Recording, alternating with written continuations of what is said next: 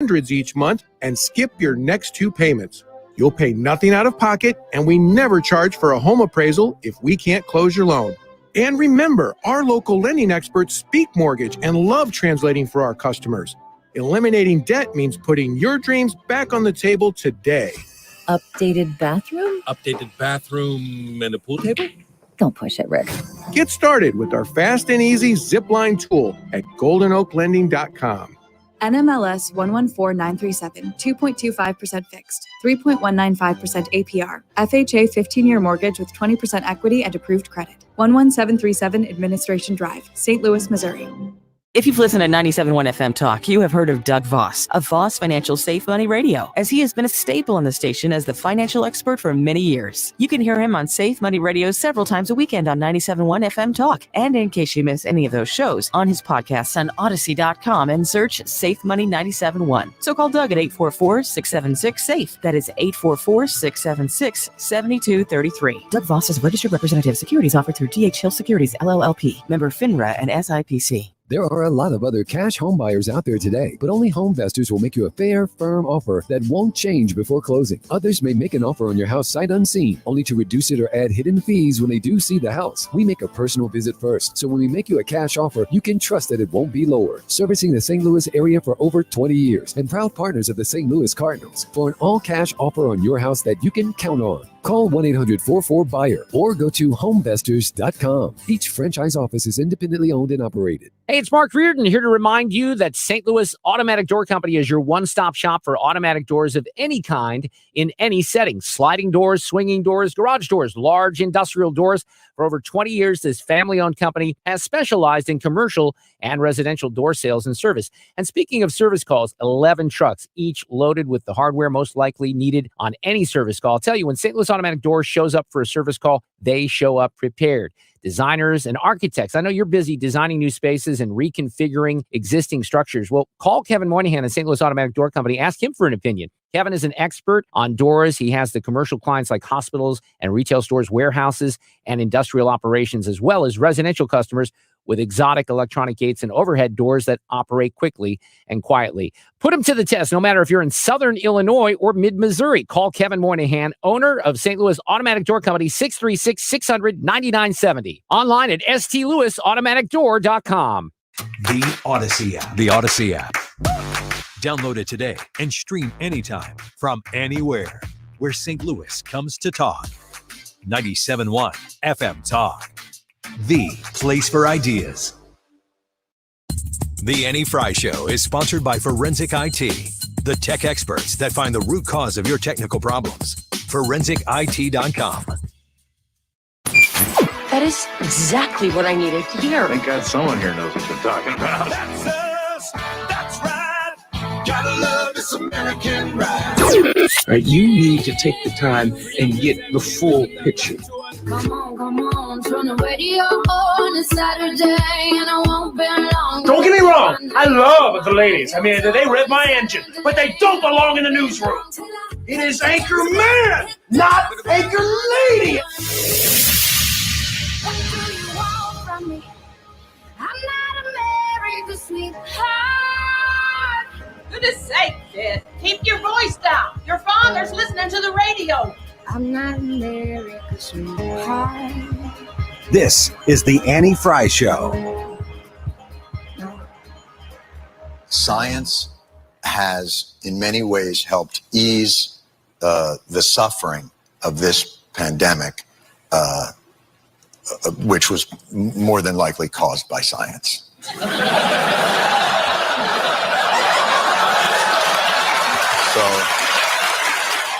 And that's kind of. Hold on with that. No. Now, listen. It's coffee. I wouldn't do that. I wouldn't do that to you. What do you mean by that? Do you mean like perhaps there's a chance that this was created in a lab? There's an investigation. A chance? Well, but oh my if there's God. evidence, I'd love to hear it. There's a novel respiratory coronavirus overtaking Wuhan, China. What do we do? Oh, you know who we could ask? The Wuhan Novel Respiratory Coronavirus Lab. The disease is the same name as the lab. That's just a little too weird, don't you think? And then they ask those scientists, they're like, how did this? So wait a minute, you work at the Wuhan respiratory coronavirus lab. How did this happen? And they're like, a pangolin kissed a turtle. And you're like, no, the name of your lab. If you look at the name, let me see your business card. What are we gonna do tonight? Same thing we do every night, Pinky. Try to take over the world. Yeah, that second clip there, that was Dr. Fauci. Sounded like a mouse. He's kind of mousy. Kind of sounded like the Animaniacs. I don't know. It was Pinky in the Brain. Gotcha. Welcome to the Annie Frey Show, otherwise known as Pinky in the Brain Show. That's me. Yeah. Oh boy, it's Tuesday, January 5th. January. Wow, I'm really screwed up today. January 5th. Hello. June Good afternoon. 15th. Or it's June. This is what happens when I played. See, this is what happens when Jon Stewart, famous liberal comedian, starts sounding like Tim Jones. I can't get my words out, you know? Could you believe that was Jon Stewart? That was Jon Stewart. And Stephen Colbert was like, I don't, wait a minute. This ain't the talking points. Wait, did we get new talking points last night from the talking point machine? Yeah, Stephen Colbert did not know what to do. He was like, you're making a viral clip here. You understand that, right, John? Yes. John's like, yeah, of course I am.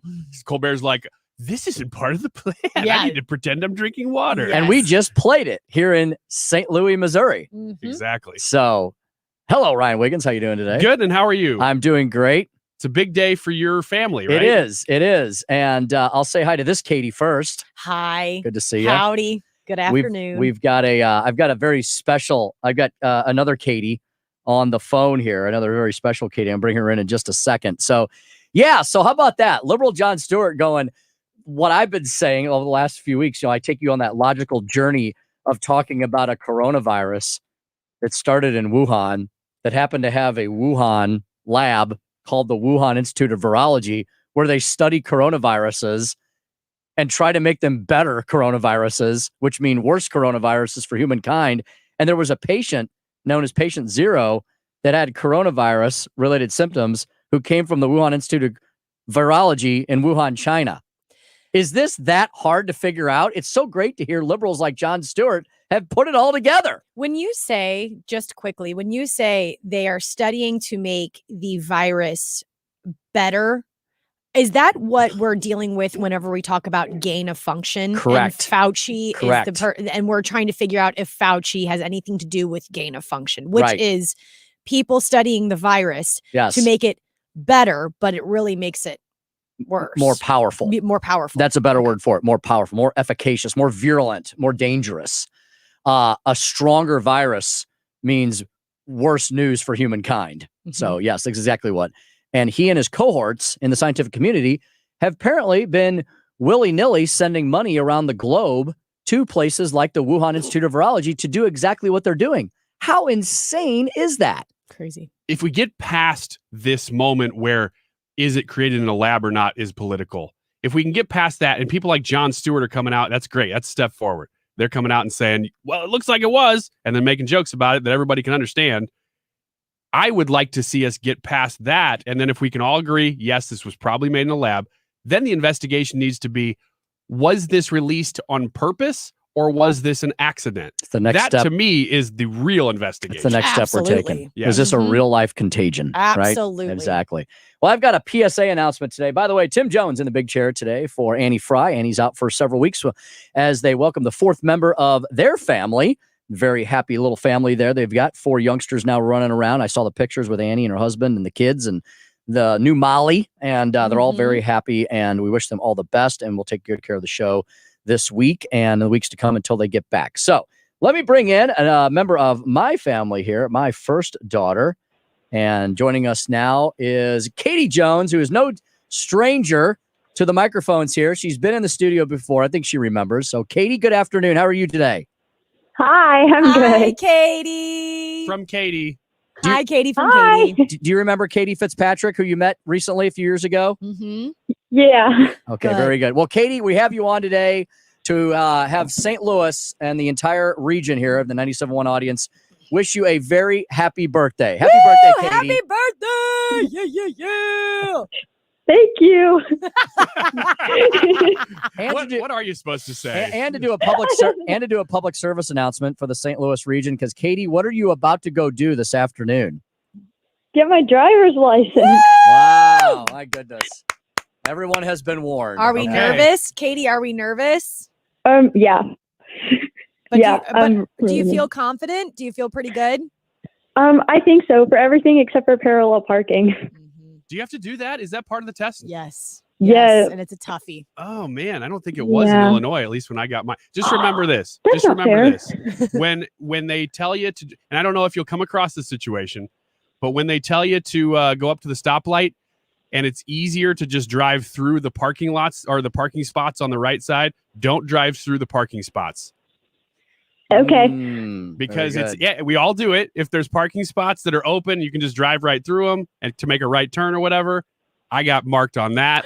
Almost didn't get my license. So stay in the lane. Stay in the actual lane. Avoid the parking spots, even if they're open. So Katie, what all have you done for your birthday so far? Well, I ran this morning, of course, for cross country. How many miles did you run this morning? Just 4 today. Just 4. Oh my gosh. Yeah. Simple 4. Simple It's 4, yeah. fine. And I got a smoothie from Breadco. And I had Yes. Bible study with my youth group. Yes, so- queen. Nice. And we got donuts from QT. Yes. We went to the brand new QT in Eureka on Interstate 44. Nice. Because we tried to go to one of our favorite places, Sarah's Cake Shop, but they were not open today. Everybody's got different weird hours now, you know? So we went up to the brand new QT, which is quite the store, isn't it, Katie? Oh, yeah. It's really fancy. Yeah, it's a fancy gas station. Yeah. What is this, like a QT Superstore? Yes, Is it the QT same? Superstore. Oh, Yeah. it is really? All Oh, okay. QTs are very nice, though. All Yes. of them are very like that. We in Missouri, and I'm sure Illinois too, but we are famous for loving QT. All QTs every QT gets a trophy. They do. Every QT. And so, Katie, I know that one of the best parts of getting your license, hopefully, fingers crossed, is that you're going to be able to drive yourself back and forth to cross-country practice and summer camp and all that kind of stuff all summer long, right? Yeah. Oh, she's looking forward to it. And also, the other piece of big news we got to report is you actually have your first job this summer too, right? Mm-hmm. And where are you going to be working? Pacific Animal Hospital. Oh, which is very owned, cool. which is owned still. He's mainly retired, but owned by her grandfather, my father, Dr. Bill Jones. So there we Very go. cool. So, and you're looking forward to that, right? Yeah, I got my own scrubs and everything. Nice. Fantastic. And so, what else are you looking forward to this summer? What's on your very busy social agenda? Well, I have cross country, and I'm really excited for that. And let's see. I'm going to this writing camp, and yeah, I think that's about it. Sounds like you have a very busy summer between cross country and writing camp and working and you know I have a bucket list. Oh yes, you do. Do you want us to give us a couple of items on your summer bucket list, and then we're gonna have to run to a break. Go ahead. All right. Watch fireworks. Go on a picnic. Tie dye. Go to Spooner's for ice cream. Buy a disposable camera. Play flashlight tag. Oh, fun. What a great summer, Katie. Gosh, can I be invited to that flashlight Katie, tag? Katie Fitzpatrick would like to come over and hang out coming your summer. See me there. Very good. Well, Katie, good luck this afternoon. Try not to give your mother any heart attacks on the way back from the driver's license bureau. If you get your license, good luck to you. Congratulations. We Happy hope you- birthday. Love you lots. We'll see you soon. Thank you. Bye. Okay, bye-bye. All right, there she goes. The best. She is, I'm very proud of my, I have a brilliant daughter and found out, I think I told you guys this, she's the 25th fastest sophomore in the state on the 2 mile. Mhm. And she has a 4.02. She's much more accomplished than I was at her age. So I just want to give a big shout out to Katie Jones. So there we go. Writing camp. Yeah. That makes me the happiest. Through Sewanee University. They're doing a virtual writing camp this summer. Oh, you could give her some tips. That's what I was going to say. We have our own writer in the room. Yeah, about writing the great American novel. We'll just Zoom. I'll do a Zoom with your daughter, and we can invite every listener to come and participate and give advice too, and make it a big event. That's right. Very good. Well, we've got a great show lined up for you here today. Right after our first break, our very good friend of the show, Senator Dr. Bob Onder, will be joining us. He is a Republican, Missouri State Senator from the 2nd District. That's the county of St. Charles. Ooh, big news today to talk to Bob about. There was a huge bill signing earlier today having to do with specifically our region. It has to do with the whole state, of course. Every law does that's signed by the governor, but there was a specific emphasis on this region. What was that all about? Well, Dr. Bob will tell us when we come back. Mark Cox, yes, of the Mark Cox Morning Show, will join us at 1:25. And Wildman Jimmy J.J. Carafano from the Heritage Foundation. We have lots to talk to Jim about this G7 summit, this meeting between Putin and Biden today. Lots of great intel straight ahead. Ryan's got some great tidbits for us, too. Oh, yeah. I saw some of the stuff that Ryan's going to talk about, and it's disconcerting, to say the least. All that and more when we return here. Tim Jones in the big chair for Annie today. 97.1 FM Talk. What the hell I'm supposed to do, and then I can't tell myself. You're listening to the Annie Frey Show. Not to ride along with you. Weather plays havoc on the exterior of your home. That's why Banner Construction specializes in the best James Hardy fiber cement siding and Pella windows. James Hardy is unmatched for its weather resistance and beauty, and Banner Construction is a preferred James Hardy contractor as well as a Pella Platinum contractor. Don't settle for less than the quality craftsmanship you get from Banner Construction. Visit them online at bannerconstruction.com or call 314-569-1050. That's 569-1050 and have a banner day. Do you have rental properties and you're unhappy with your current property manager? Hey guys, it's Rachel from the Dave Glover Show. If you're managing rental properties yourself, but you're tired of the headache, or you just want your free time back, call Amoso Properties. They use cutting-edge technology to keep you updated throughout the month. Call Joe, the owner, at 636-757-3406 or go to amosoproperties.net. That's AMOSO properties.net. Thomas Helbig and the Retirement Advisory Group, such great friends of 97.1 FM Talk and of the Annie Frey Show, waiting for your phone call. You want that no-cost, no-obligation retirement review. What do you have to lose other than your own money that you've worked so hard to save? Thomas Helbig makes it his purpose to ensure that you are going to be able to secure that nest egg that you've worked hard to build for yourself over the course of years of sacrificing and saving. He wants to help you provide an income that's going to last you through your retirement and still leave a legacy for your heirs. All you got to do is call him. Again, it's no cost and there's no obligation. Call him. Tell him you heard about him on the Annie Frey Show at 314-993-9494. That's 314-993-9494. Call him for that no cost, no obligation retirement review. When you come in, he's going to give you a copy of his 2nd edition book, Your Key to a Worry-Free Retirement.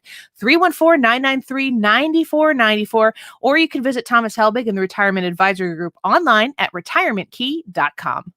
Hi, this is Lance Drury with the Lance Drury Law Firm here in St. Louis. I've been warning our clients that IRS employees are back at work since mid-July, and their collection efforts have ramped up. Well, sure enough, it looks like it's happening. So if you have unfiled tax returns, wage levies, bank levies, or tax liens, now's the time to call the Lance Drury Law Firm before the IRS calls you. Tax resolution plans are based off your current income. So if your current income is less than normal due to the COVID-19 pandemic, this is precisely the time for the Lance Drury Law Firm to help you. Your consultation is free, so don't put it off. The Lance Drury Law Firm focuses solely on tax resolution law. It's all we do. And if you have IRS problems, you have legal problems. Let us use our tax law resolution experience to guide you and work on your custom resolution plan. Call now. It's free and confidential. Call me, Lance Drury, at 314-260-6120 or go to lance.drurylaw.com. The choice of a lawyer is an important decision and should not be based solely upon advertisements.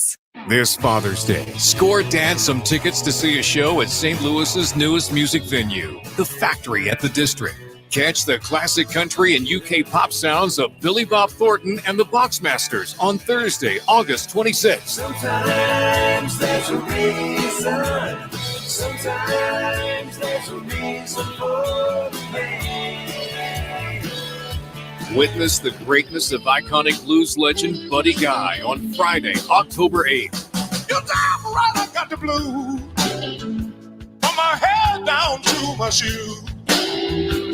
Alt rock icons, the Pixies, September 17th, on sale now. Check out the full list of shows currently on sale at thefactorystl.com. Thefactorystl.com. Tickets for Billy Bob Thornton and the Boxmasters on August 26th and Buddy Guy on October 8th can be purchased at thefactorystl.com and Ticketmaster.com. Bringing you up-to-the-minute traffic like nobody else. Sue Thomas and Dependable Traffic, driven by Ambassador Midwest Floor Company. The best way to deal with in-home traffic. Experience more at Ambassador Midwest Floor. Sometimes all I think about is you. Late nights in the middle of June. He waves been faking me out. Can't make you happier now. Sometimes all I think about is you. Late nights in the middle of June. He waves been faking me out. Can't make you happier now. Usually I put something on TV, so we never think about you and me. But today I see our reflections clearly in Hollywood, laying on the screen. You just need a better life than this. You need something I can never give. Fake water all across the road. It's gone now, the night is come. But sometimes all I think about is you. Late nights in the middle of June. He waves been faking me out. We'll be doing something that provides you the opportunity, we'll announce this later this week, to have an electronic version of your paper version of vaccination. It's not a passport, it's not a requirement, it's just the ability now to have an electronic version of that paper version. Is that like saying, well, it's called the Wuhan coronavirus because it came from Wuhan, but it didn't come from the Wuhan lab? That's kind of like vaccine cards are not vaccine passports, right? Yeah. That's Governor Gavin Newsom, who's up for recall in California. That's now, I believe, Ryan. Like October. It was October. Yeah. Oh, they had to have it. There's different benchmarks along the way, yes, but there was a June thing. I thought the vote was now. No, I'll look it up again, but I'm pretty sure it was October. Okay, we need to check on that because I just find it interesting that he's doing all these proclamations and prognostications, but yet it's like he can't help his liberalism. It's like, he on one hand he's running around declaring that California is wide open again and we're open for business and oh yay, look at us. And on the other hand, according to that clip there, well, it's a electronic version of a vaccine. So they give you a vaccine card. I'm a kid of the 70s, so I got vaccinated for everything. So I'm already screwed, I figured. So I'll go get the coronavirus vaccine. So I've been vaccinated. And they give you a little card. And he's saying, well, we're just going to make an electronic version of that. Well, where do you think that's going? That's going into somebody's database somewhere in the government, and it's basically going to become a vaccine passport. Yeah, and it's going to be so almost impossible to do vaccine passports in a state of the United States because so many states have outlawed them that it almost seems like an exercise in futility. And thank God for the states that have to make it futile, because otherwise, Gavin Newsom and his ilk would be leading the charge and more states would get in line, but they're not. They're pushing back. So that's good. Absolutely. So Dr. Bob, Senator Bob Onder is out of town. He's doing a remote. He's filming from a remote location, and he's trying to call in on a landline. So I think he's working on that right now. So we'll bring him in a second because there was some big news out of Jefferson City today. Well, for the whole state of Missouri, Governor Parson signed a particular piece of legislation that Senator Onder and his colleagues worked on all session, and it had to do with, Ryan, this issue of us being locked down here in the St. Louis region, mainly in the county and not in the city, which was bizarre at some point. And the legislature took that issue on because County Executive Sam Page decided that he was going to be the Fauci of St. Louis and ignore everything about the pandemic except for fighting the virus itself. And that's fine. And I think some people, that should have been their sole job. But then other people, if Sam Page wanted to be a doctor, which he is, Sam Page is a doctor, but if he wanted to do he should have resigned his position and worked solely on the coronavirus. But he didn't care about he's supposed to be the leader of the region, which means he's supposed to care about the health, the safety, the welfare, the economy, the psychological well-being, kids in schools, and he did not follow the data and the science on these things. So let's talk to another doctor, and one that I prefer to take my advice from. That would be Dr. Bob Onder, Senator from the great county of St. Charles, at Bob Onder Mo on Twitter. Bob, good afternoon. Welcome back to the show, and I believe you are on assignment this week. Good afternoon, Tim. How are you doing? Yeah, doing good. So thanks, Bob. I know it's always a challenge when you're not in the home region to call in. So we appreciate you calling in. I know you got some very important work you're doing this week. So, Bob, big historic day though, right? This is the culmination today of something that you and all of your colleagues worked on to prohibit one person ever shutting down the entire region of St. Louis ever again. Tell us about what happened today, what the governor signed into law. Well, that's right, Tim. This morning, the governor signed into law House Bill 271. It was a local government bill sponsored by one of my own state representatives, John Wieman. But I really have to give a lot of credit to House member Representative Jim Murphy, who sponsored the House version, and some of my colleagues, Senator Andrew Koenig, Senator Rick Bratton, Senator Denny Hoskins. We all worked together on what I've referred to as the COVID tyranny bill. We see that especially in our region in St. Louis County, but also throughout the state, in Columbia, in Springfield, in Kansas City, local health authorities have, in the name of public health, taken it upon themselves to assume dictatorial powers to tell businesses and schools and churches, health clubs, even outdoor sports activities that they needed to shut down in the name of stopping the virus.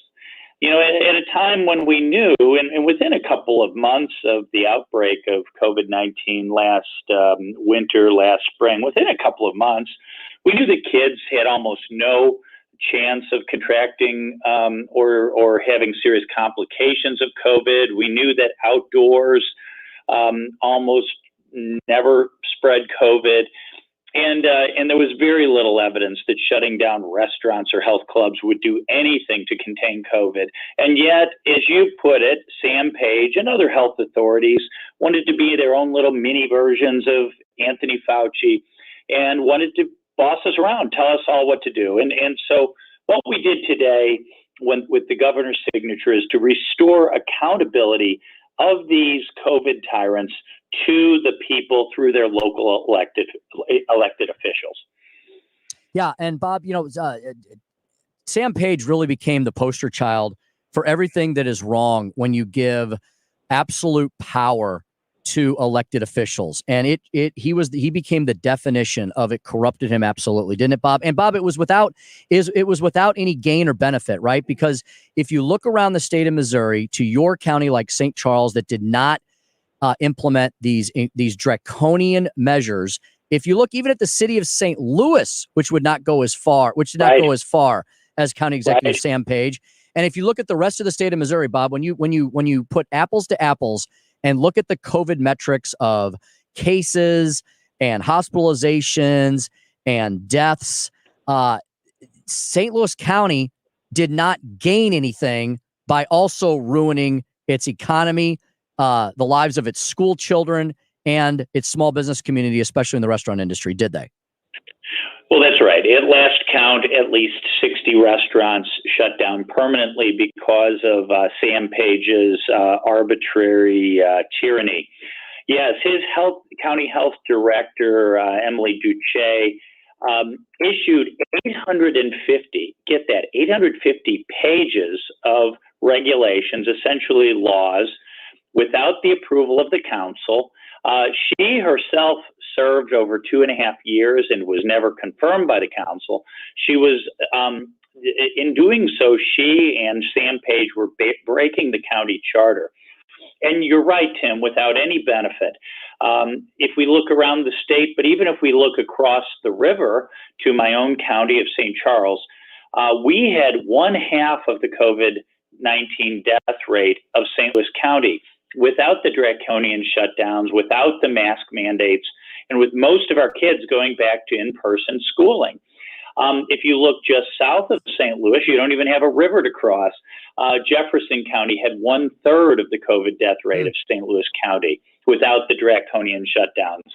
So, right, there was no benefit whatsoever, I guess, other than to Sam Page's ego that he could flex his arbitrary power muscles and control people's lives. It really was pretty pathetic, and it is a great day for our state. It's a great day for the cause of liberty and for good government that we are restoring accountability to these COVID tyrants like Sam Page and Emily Duce.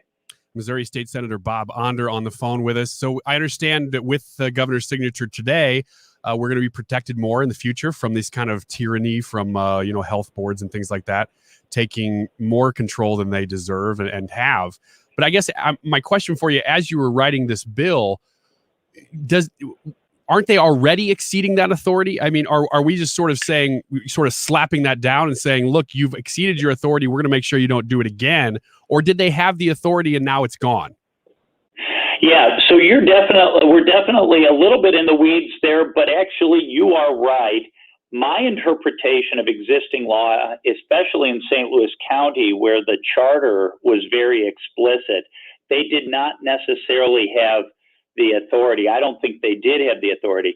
The ambiguity is that when the restaurant industry and others tried to sue these health authorities, the health authorities pointed to a provision in state law that vaguely confirmed authority to these health entities. Now, it's only common sense that just because the state says health authorities have these powers, that doesn't mean it's completely unchecked power.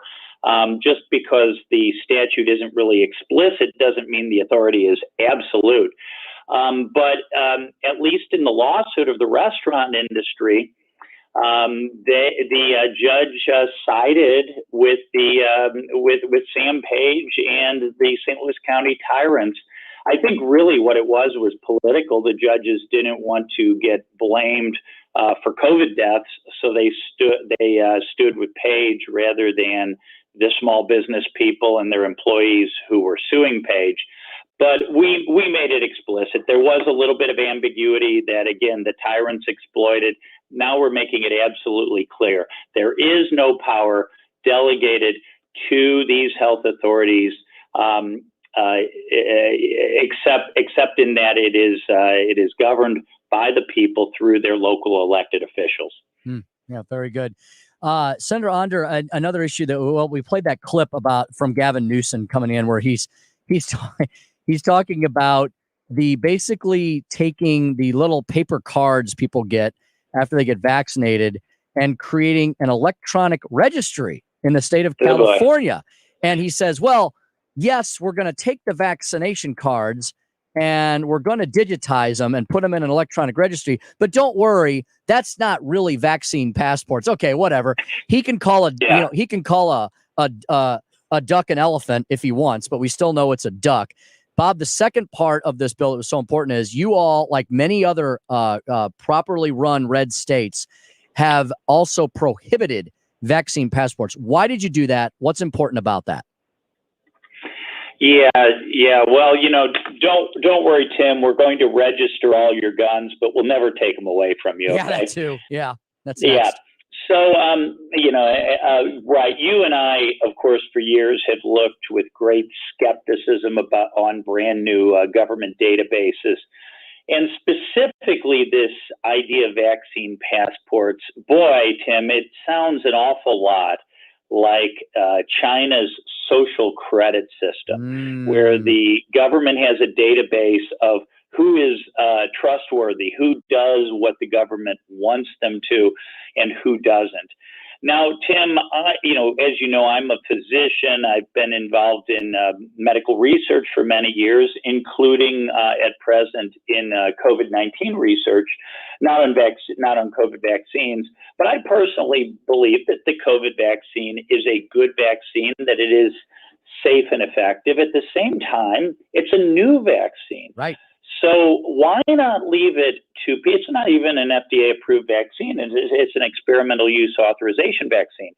So I, as a physician, have got the vaccine, not because I'm particularly afraid of getting COVID myself. I'm pretty darn healthy, but to protect my patients and also to reassure my patients that, that I'm not going to give them COVID-19. But anyone who says, look, I'm young, I'm healthy, I'm not going to take this brand new vaccine made in a whole new way that no other vaccine's been made this way before or this quickly before. I don't want to get this. Those people should not be deprived of their right to work, to go to school, to worship, to ride on public transportation, just because they have skepticism about this vaccine. So, now, unfortunately, our anti-COVID passport language was not as strong as I'd like it to be. It only prohibits local governments from having COVID passports.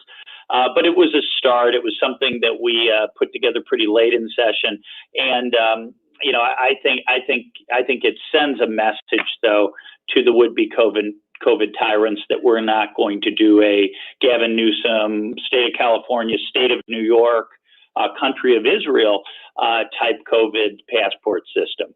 Excellent.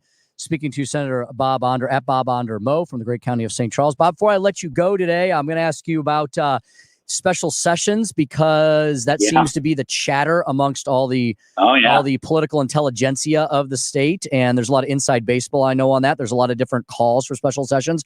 Bob, do you think there might be one? I know there has to be one on redistricting, because that has to be done this calendar year. But besides redistricting, do you foresee the governor calling the legislature back into special session for any particular purpose at this point in time?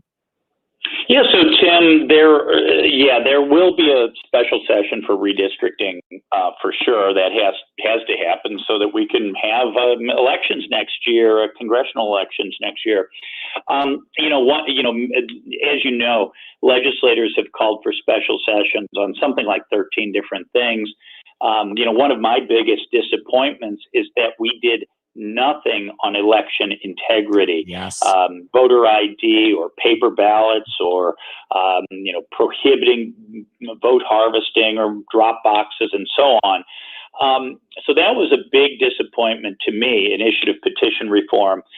I suspect, I would predict that the governor will probably not call special sessions for anything other than redistricting. And then, as you know, this Medicaid FRA tax needs to be renewed, because that's a way that about $2 billion of the state's Medicaid system gets funded.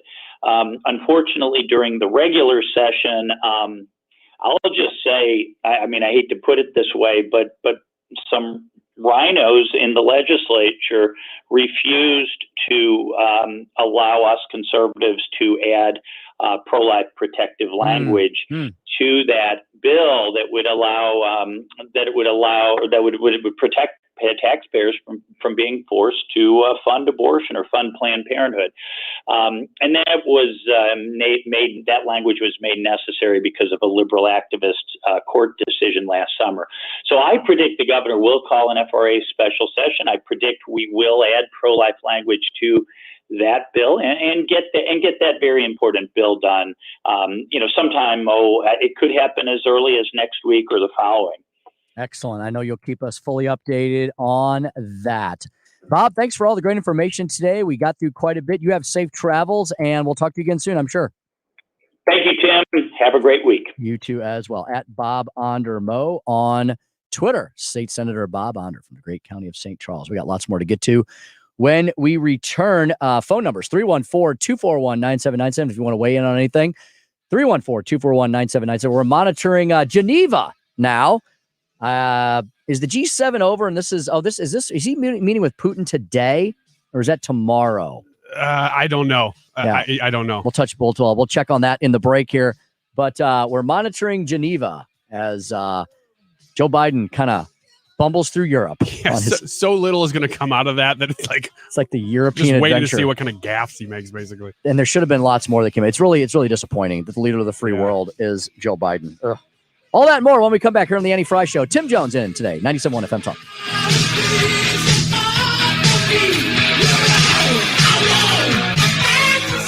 This is the Annie Frey Show. Interact with Annie on Facebook. The Annie Frey Show. You're listening to the Annie Frey Show live from the Air Comfort Service Heating and Cooling Studio. Air Comfort Service is hiring licensed journeymen. Don't have a journeyman license? Air Comfort Service will help you get it. Get guaranteed hours year-round and more. Apply online at aircomfortservice.com. Hi, it's Michael Mohan with Community Mortgage. Interest rates are still at historic lows. If you have not taken advantage of today's low rates, what are you waiting for? Whether your goal this year is to refinance to a shorter term, cash out to pay off debt, or maybe remodel your home, maybe purchase your first or even your fifth home, our low rates will save you money. I'm here in St. Louis and want to put my local market experience to work for you. Whether purchasing or refinancing, my goal is to help you save money on your home loan. And when you call, don't be surprised when I answer the phone. Call me today, Michael Mohan, 314-336-6050, 314-336-6050, 314-336-6050, or online at communitymortgagestl.com. Community Mortgage LLC, 224143, NMLS 250353. Whenever I bring home Entenmann's Little Bites muffins. Little Bites? That's right, sweetie. Can you just give Mommy a minute? I love Little Bites. I know you do, but we're doing a commercial right now, okay? Got it. As I was saying, whenever I bring home you-know-what, you-know-who gets pretty excited. And so do I. Little Bites muffins are made with real ingredients, no high-fructose corn syrup, and are baked moist and delicious. I love Little Bites. Here you go. Yes. Entenmann's Little Bites muffins. The perfect portion of happiness.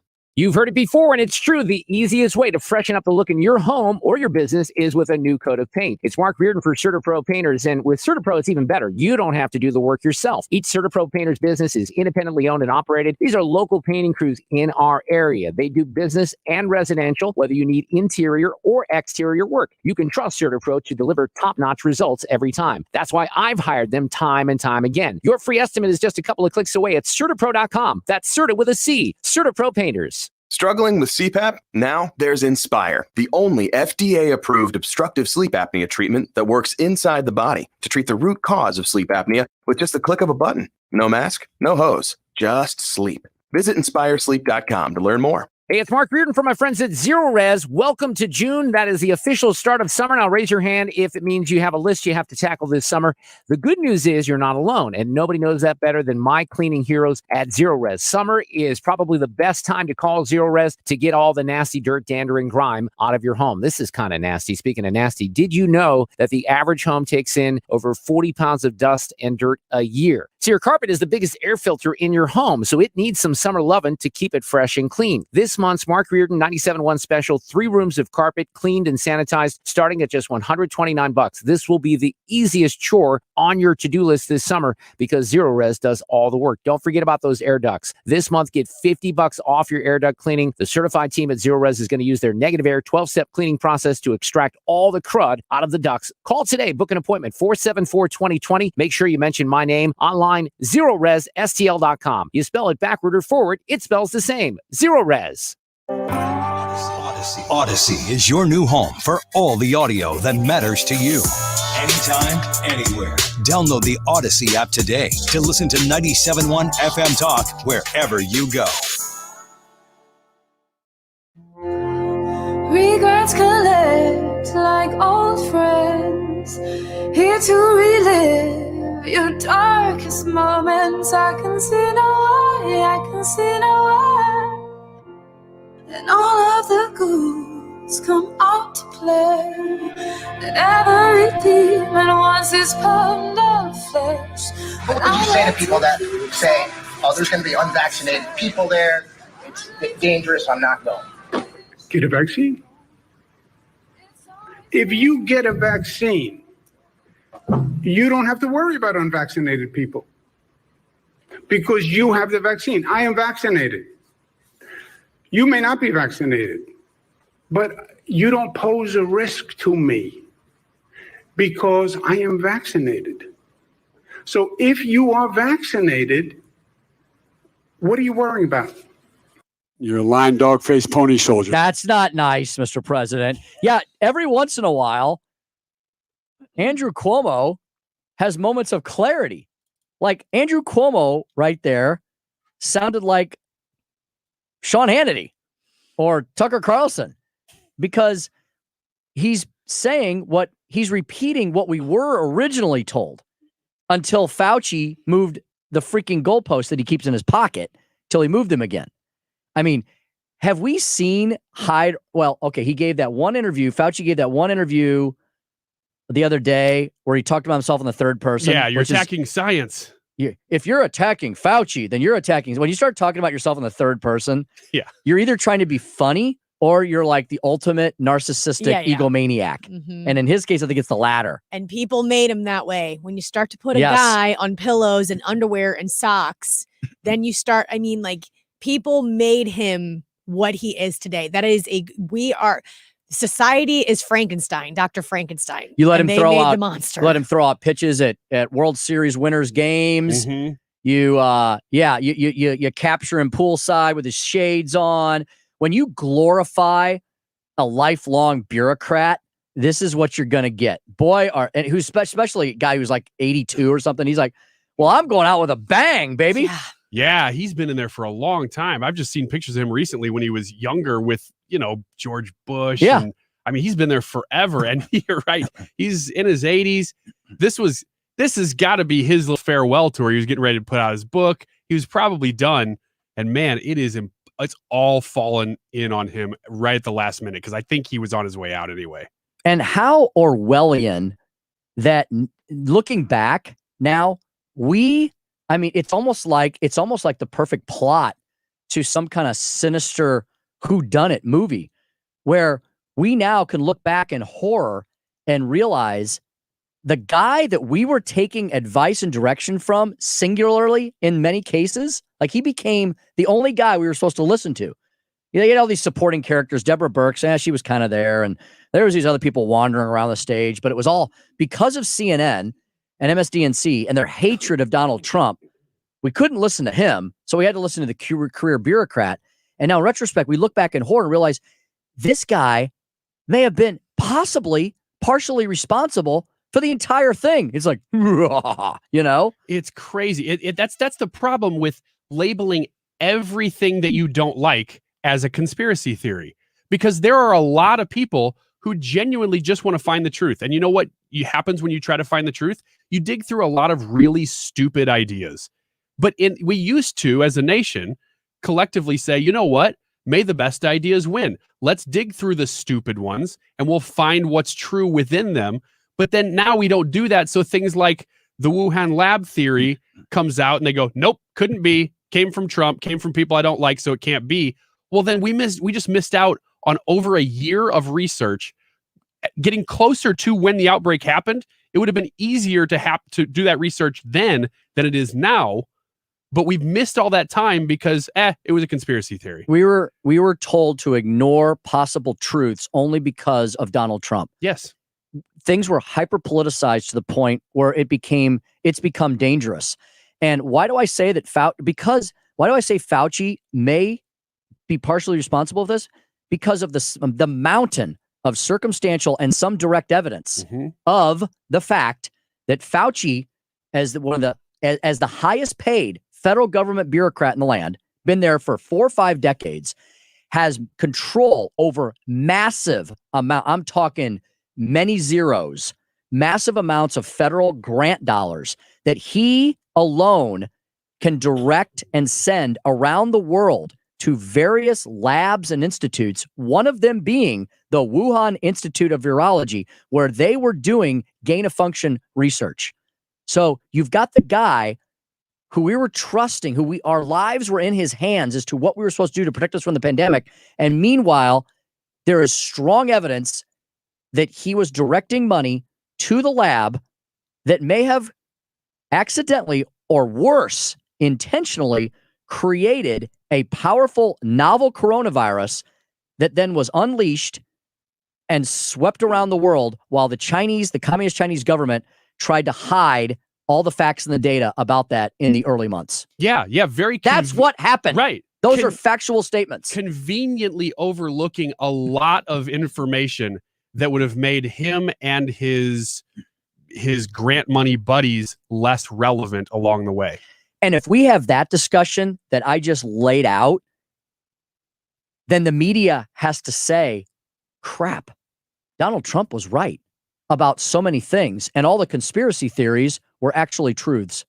And that's kind of terrifying, because then, you know what? I do think I'm not an anarchist. I want to be able to trust my government on certain things, but how can we ever trust our government again? Did all of this information, did Fauci's emails kind of seal the deal on the information that you just laid out, Tim? Like, did we find a massive amount of information? In fact, because I only read a few, I only got to read some, and they were still shocking. But he had a ton of emails exposed, hundreds of emails that were exposed, correct? So what you just laid out, was that information in the rest of those emails? It was actually, I think, over 3,000 emails. Oh, gotcha. Okay. And some of the nuggets, yes, there's a lot in those emails. Some of the nuggets are that what he told us originally about masks, only wear them if you're sick, should have been the proclamation all the way through this. Okay, I saw that. Yes. Because that's what he was saying months in the pandemic privately. He was discussing the funding of these labs privately in these emails. He was discussing the fact that it's highly unlikely that asymptomatic people could spread the coronavirus privately in these emails.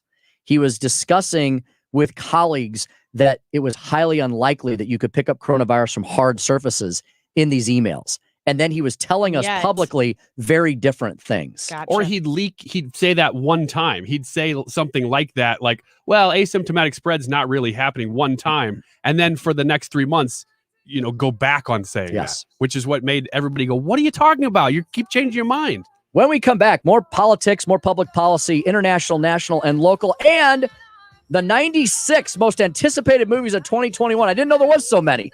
We'll unpack some of them when we return here on the Annie Frey Show, 97.1 FM Talk. I can see no way. I'm always dragging that horse around. All of his questions. If you own a house and want to sell it fast at a fair price, Chris Buys Homes in St. Louis can pay you cash and close in as little as 5 days. Chris Buys Homes in St. Louis is your most trusted home buyer. We buy houses in any condition, any price range, and in any location in the St. Louis metro. Call 314-782-5000.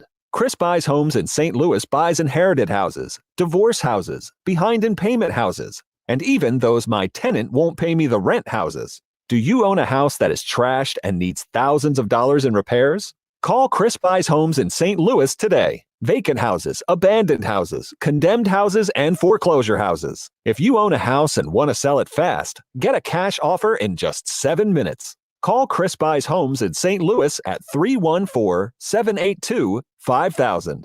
That's 314-782-5000.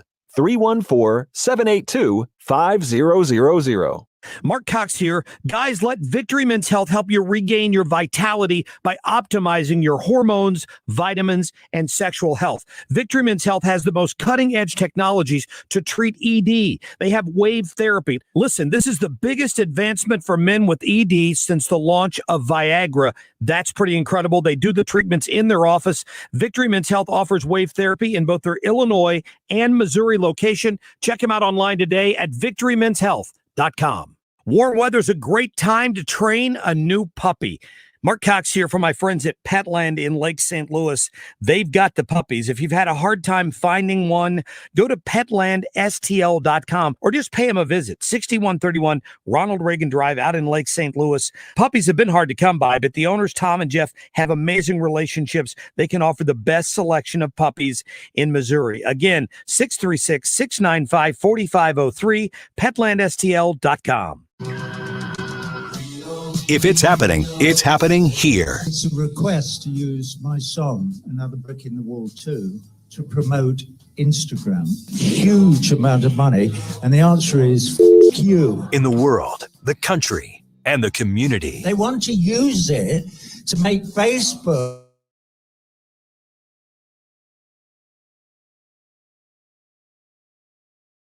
97.1 FM Talk. This is where St. Louis comes to talk. 97.1 FM Talk. Join the conversation digitally. Download the Odyssey app and tune into the #1 talk station in St. Louis at any time. Critical thinking for critical times. You're listening to the #1 talk station in St. Louis. A voice for the free exchange of ideas. This is 97.1 KFTK FM Florissant, driven by the Bomarito Automotive Group. 97.1 FM Talk. An Odyssey station. 600,000 dead from COVID. Lisa Brady, Fox News. The U.S. hitting that grim new milestone as the push to vaccinate more Americans continues. New York State has hit 70% of adults with at least one dose. Governor Cuomo lifting most remaining state restrictions. Massachusetts ending its state of emergency today. But U.S. health officials are closely watching what's happening in the U.K., where a broader reopening has been postponed for a month. This is due to the resurgence of the Delta variant of the disease from India. It's seen to be 40 to 80% more transmittable and has led to an increase in COVID cases, hospitalizations, and deaths in the UK. Officials say the opening delay will allow for an acceleration of the vaccine rollout here, with the aim to have 2/3 of the UK population to have at least one shot by July. Fox's Greg Palcott in London. New evidence the new coronavirus may have been in the U.S. before anyone knew it in December of 2019 and may have seeded in multiple locations at once. It's based on a new analysis of blood samples from 24,000 Americans taken early last year. But the results are not definitive, and it can be difficult to distinguish COVID-related antibodies from antibodies that fight other types of coronaviruses, including some that cause the common cold. Congress will keep investigating the attack on the U.S. Capitol. The chairs of key House committees, all with roles in a January 6th investigation, met with House Speaker Nancy Pelosi on a way forward after Senate Republicans blocked the establishment of an independent commission. There'll be a cascade of activity from the committees, and that it's up to them to tell me what their inquiries were. Democrats in the House are considering a few options, including setting up a select committee similar to a panel created by Republicans after the terror attack on the U.S. consulate in Benghazi. Fox's Jared Halpern on the Hill. Another hearing with the FBI chief is set to begin at this hour. America is listening to Fox News. UFOs are back, even if the military can't explain them. Now, Rob Schmidt takes a look at the big mystery in his series, UFOs, Are They Really Here? Airing all this week on Newsmax TV. Millions are watching Newsmax. It's on all major cable systems, and they're downloading the free Newsmax app on their smartphones. Get the latest on these strange UFOs and watch Rob Schmidt on Newsmax, the new network everyone is talking about. This is a metaphor for your business's journey. Sometimes it feels like the world is throwing everything it has at you. And to succeed, you need someone to guide you through. That's what Dell Technologies Advisors do. They have the tech advice to help you navigate whatever challenges you're up against and get you safely to where you want to be. For advice on solutions like XPS 13 laptops powered by Intel Evo platform, call an advisor today at 877-ASK-DELL.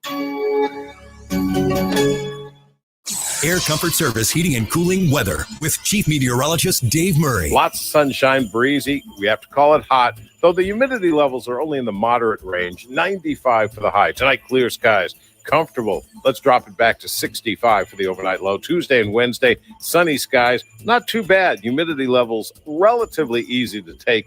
88 for the high Tuesday and again on Wednesday. This is 97.1 FM Talk. Chief Meteorologist Dave Murray.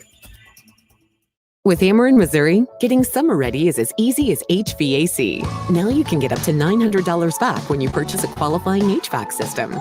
See? Easy breezy. Find terms and participating contractors at AmerenMissouriSavings.com/HVAC. Rhino Shield is far superior to even the best traditional exterior house paint. Rhino Shield is 8 to 10 times thicker than paint and comes with a 25-year transferable warranty. Rhino Shield is the only ceramic coating company that has been chosen by Disney, This Old House, and 3 times on HGTV's Curb Appeal, where every episode is concentrated on unpainted brick, bonds and seals to stucco, wood, hardy, block, color lock, masonite, and more. No better product for those steel aluminum sided homes that have become, chalky and tired looking. We coat sloped and flat roofs to extend their lives too. After 15 years, we've got a great reputation and a superior product. As long as it's affordable, why wouldn't you do it? Before you make the costly mistake of painting with traditional paint, you'd be best served to call Rhino Shield today. We are the experts and our evaluations are free.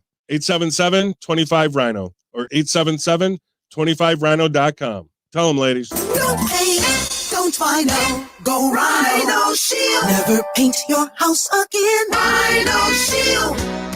Need a break from the sound bites and the talking heads? Do you want information you can actually use? Information that'll change your life for the better? Then listen to the Del Walmsley Radio Show. Listen to the Del Walmsley Radio Show this Saturday afternoon from 1 to 2 p.m. on 97.1 FM Talk. The Med Spa at the Institute of Natural Health understands how difficult it is to maintain healthy skin and how much this can affect someone's life. With the right combination of treatments and products, they can help you keep your skin looking healthy and more youthful, while also reducing and preventing damage. Take your first step towards healthy skin at the Med Spa at the Institute of Natural Health. Visit them at inhstl.com or call to schedule at 314-293-8123. That's 314-293-8123. Did you know that the average home takes on 40 pounds of dust per year? That's nasty. Your carpet is the biggest air filter in your home, so it needs some summer loving to keep it fresh and clean. Call my friends at Zero Res at 314-474-2020 or book online anytime at ZeroResSTL.com. Tell them that Mark Reardon sent you. The new Hyundai Santa Fe is available with a class-exclusive feature called Ultrasonic Rear Occupant Alert. It can help prevent a little one from being accidentally left in the rear seat. It's innovative technology that helps make every family outing safer.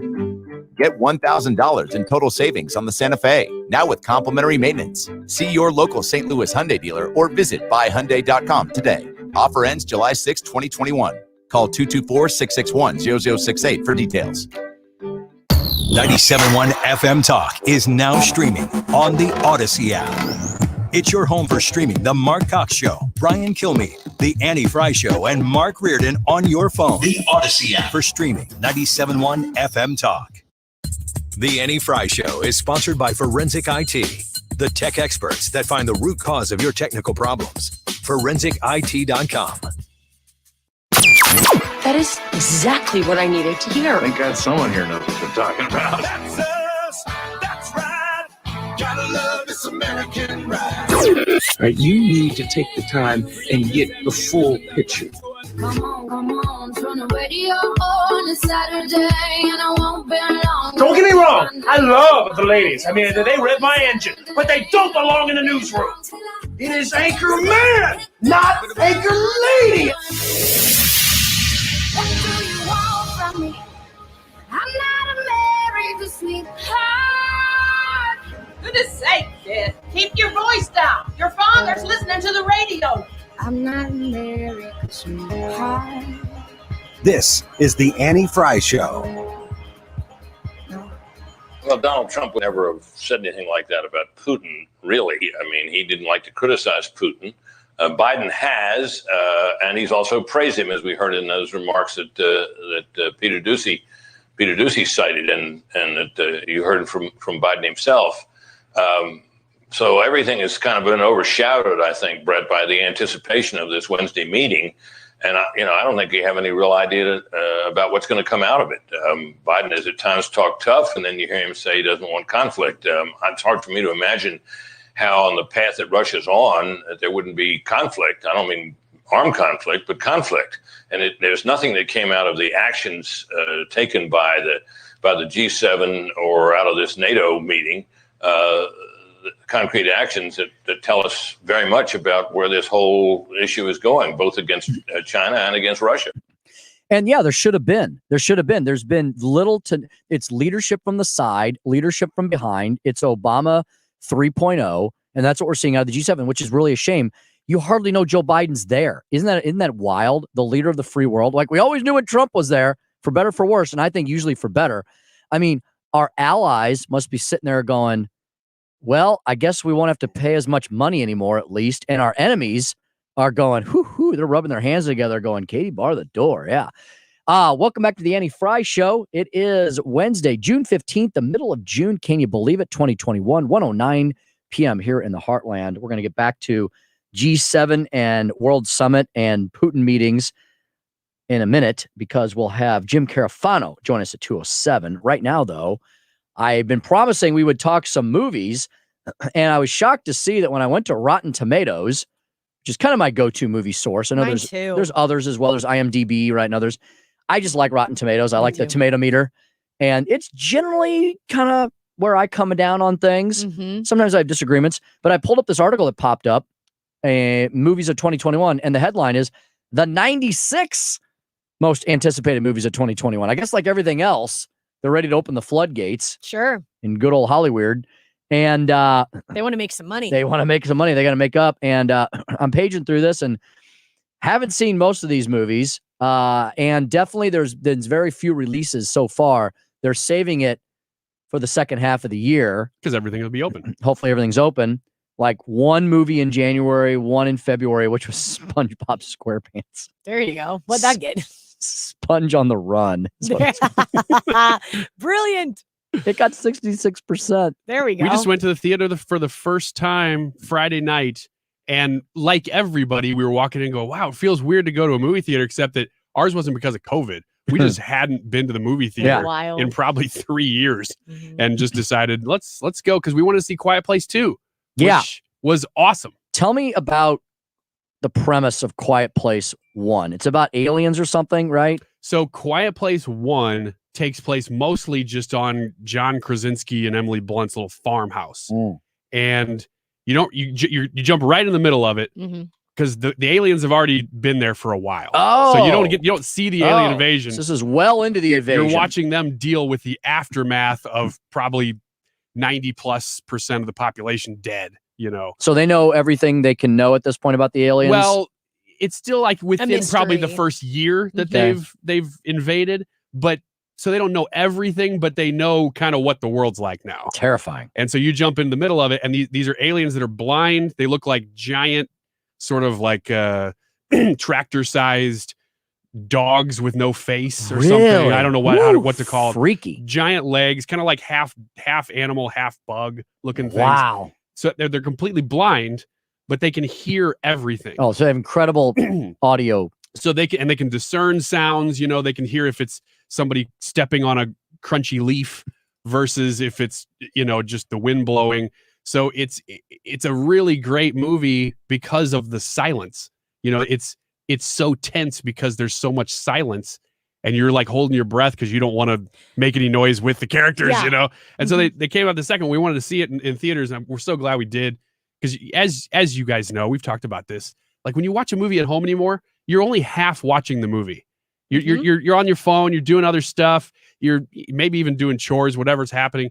But when you watch one in the theater, which I haven't done in a long time, you're paying attention to everything. And everything's around you. Like the big screen is like holding you like a warm blanket and the surround sound. The lights are out. The sound's awesome. And now, most theaters, you're sitting in like recliners. And you don't want to be the person on your phone. You don't want to be that person in the theater. Because you can see it in the theater now. Yes. You don't want to interrupt everybody else's experience as well as your own. So you make sure that the priority is the screen that you're watching, that you paid for. Yeah. Right. Yeah, and it was everything it was billed as, which was very tense the whole time. I love it. So Quiet Place 2 is the prequel or the sequel? It's both. It starts before it. So it starts showing kind of the beginning of it because I don't want to do any spoilers, but one of the characters is dead by the time the second movie comes around. So they go backwards to show a little bit of how that character interacted with the beginning of the whole thing. Interesting. And then they move to after the first movie takes place, so you kind of see the rest of the movie from there.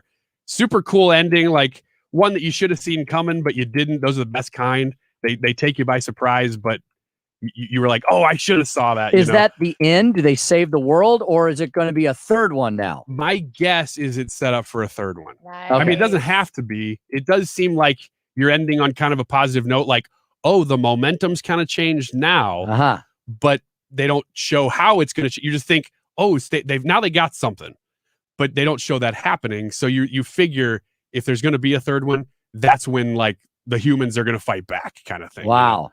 So it was a great second movie, because a lot of times the second one in a trilogy is kind of, you can get lost in the middle. Like, oh, the first one was great. Second one's kind of just the second act of any movie is kind of that way, where it's kind of the lull, and then the third one ends it. But this one, it did not feel like that. And it's not your stereotypical movie. It is not like, it is new.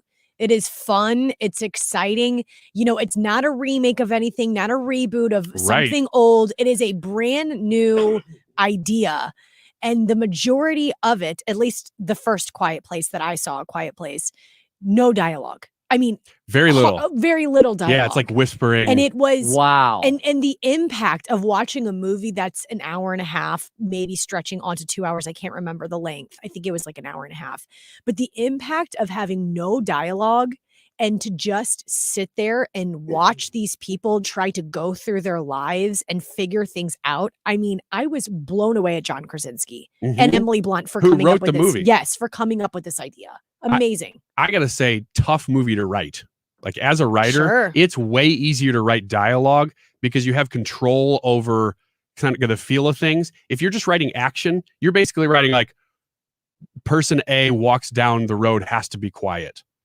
Well, that could look like a 100 different things. It's like it really is up to the actor and the director to bring that to life. So those are tough movies to write. Which is why you don't see a lot of them, which is why that one feels so unique. Like, they had a blank check at the beginning because they're like, oh, okay, John Krasinski and Emily Blunt are going to be in it and they're writing it. Okay, you go do it. Well, a lot of movies don't get greenlit like that. That's true. So they had a leg up on everybody else trying to make creative movies. That's why, 91%. Oh, good. So I didn't see that. The second one, Quiet Place 2? Yes. Oh my God. Wow. I'm so pumped. I want to see it in theaters now. Do I it. love the movie theaters. I'll have to watch it. Yeah. Anything else striking your fancy on this list? Let me see here. Peter Rabbit 2. It actually kind of a cute movie. Oh, is that one? Is it cute? Yeah, I'm sure it's fine. I haven't seen it. Let's see if anything jumps out at me. I mentioned Old. Okay. Which is coming out in July, I think. That's an M. Night Shyamalan new movie. Oh, it better be good. You know what F9 is? Duh. No. What's F9? Fast and Furious 9. Oh, yeah. of course. Okay, See, I'm done. Because Fast and Furious 9 starts sounding campy and goofy, we got to be cool. So F9. Put a fork in it. F9, It's done. yeah. The series is over. It gets Go home. 68%. They're still cashing in. Yeah. Vin Those Diesel. movies will never stop. Vin Diesel. How there you will go. they never stop? They keep making money. It's just fast cars. People who like fast cars love the Fast and Furious movies. You named one of James Bond. That's coming. Yes, James Bond, Daniel Craig's final movie, right? Love him as Is, James Bond. Is coming up. Wonderful. Let's see if I can find when that is. Oh, Black Widow. That has been delayed forever. My daughters cannot wait to see that. Of course, starring Scarlett Johansson, Florence Pugh, David Harbour, and Rachel Weisz. That's supposed to be opening July the 9th. That one, man, these Marvel movies, I'm excited to see what happens because I know a lot of them were supposed to be before these mini series, these mini TV series came out, like the WandaVision and stuff like that. I think a lot of these other Marvel movies were supposed to happen before the TV series, and now they got pushed back and delayed. So I'm wondering how they all fit together. Old that Ryan mentioned, Old is supposed to come out in so cool. July 23rd. So we got about another month for that. It's just a family that goes to a beach and they just start aging rapidly. And then you're like, how do you make a movie out of this? Yeah, that's like weird, what happened? But it's, I mean, gosh. Let's see. I'm just trying to see if there's anything else that jumps out at me. Oh, they're doing a movie. Oh, I guess this is kind of this has got to be a take on, I wonder if this is so we're making another movie based on a famous Disney World ride. Okay. So Annie may want to watch this. Jungle Cruise. They're making Jungle Cruise. That's what that is. We were talking about that on the break. We're like, what is Jungle Cruise? The Rock. It's The Rock and Emily Blunt. That's gonna make a ton of money. That's those Disney movies that are just basically like Pirates of the Caribbean 4. You know, just a bunch of swashbuckling and animals and fun, and there's nothing on the line. We were wondering. We were like, what the heck? I mean, go Dwayne The Rock Johnson. Like, he's awesome. But man, those movies. The only other one on the list that jumps out at me that I do want to see this year is they were advertising this a lot last year, so I thought it was going to be out sooner, but they're saying August. the Beatles Get Back. I saw that. From Peter Jackson. I saw that. I saw that. Venom. The next Venom is coming out. Yeah. The next Venom's coming out in. Venom was good. Yeah, I like Venom. I And thought Tom Venom Hardy was a good. Venom, right? Yep. He's Venom's coming out much later in the year, September. wonder what this one's gonna be October, we've got Dune. Yeah. Based on the cult classic back in what, the 70s, I think? Yeah. Yep. So let me see what this says here. Acclaimed director Denis Villeneuve, did I say that right? Villeneuve takes on the massive challenge, I agree, of readapting Frank Herbert's sprawling sci-fi epic movie more than 30 years after David Lynch, crazy wild David Lynch, Twin Peaks, attempted the same, and according to many fans, fell short. At the very least, Villeneuve has assembled an impressive cast. Who is the cast? Timothy Zendaya, Timothy Chalamet, Josh Brolin, Rebecca Ferguson, Oscar Isaac, Javier Bardem, Jason Momoa, Dave Bautista, and Zendaya. Zendaya? Did I say that? Zendaya. I don't know so much. She's great. She's awesome. My parents love Dune. Like, that is one of their absolute favorite movies in the world. Isn't it like 6 hours long? It's so long. I still haven't seen it. Confusing. It is so long and so confusing, and my parents just absolutely love it. The Spider-Man movie has a vampiric twist on it. It's called Morbius. Oh, interesting. Oh, That's yeah, in Jared December. Leto. Jared Leto's the lead guy. That's on correct. That. Jared Leto. That Yep. looks really good. That looks pretty cool. And that's also in October. October's going to be a good month for movies. You got Dune, Morbius, which is Spider-Man, and No Time to Die. I love Daniel Craig as James Bond. I think he's one of the best. Same. Skyfall, I think, was one of the best James Bond movies ever made. And I'm talking all of them. I've seen so many of them going back to the early days.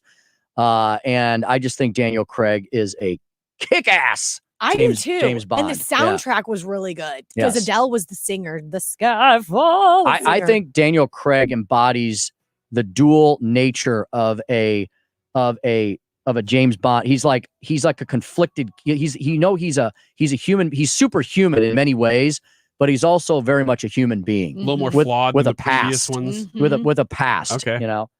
I get Not a Tom, Bond guy, really. Yeah, let me get Tom in here real fast. Tom, good afternoon. Welcome to the Annie Fry Show. You got a movie question? Yeah, Speaker Tim, how are you? I'm great. Thanks for joining us today. What about Top Gun Maverick? Yeah, when is that? November. I'm going through the whole thing here. Oh yeah, Ryan. Yeah, Top Gun Maverick. You got to wait till November, Tom. Not till I know, November. but there's some pretty cool trailers on the internet about that. It really looks good. Yep, cast of thousands. Tom Cruise, Jennifer Connelly, John Hamm, Val Kilmer, Jay Ellis, Miles Teller, Monica Barbero. Yeah, opening November the 19th. Good call, 19th. Tom. Okay. Good call. Thanks, Tom. Thanks for See ya. listening to the show. We'll see you. Let's get to a break here. We've got Mark Cox. Yes. Of the Mark Cox Morning Show. Ryan's excited. Can't get enough of him. Yes. I am too. All that and more when we come back on the Annie Fry Show at 97.1 FM Talk.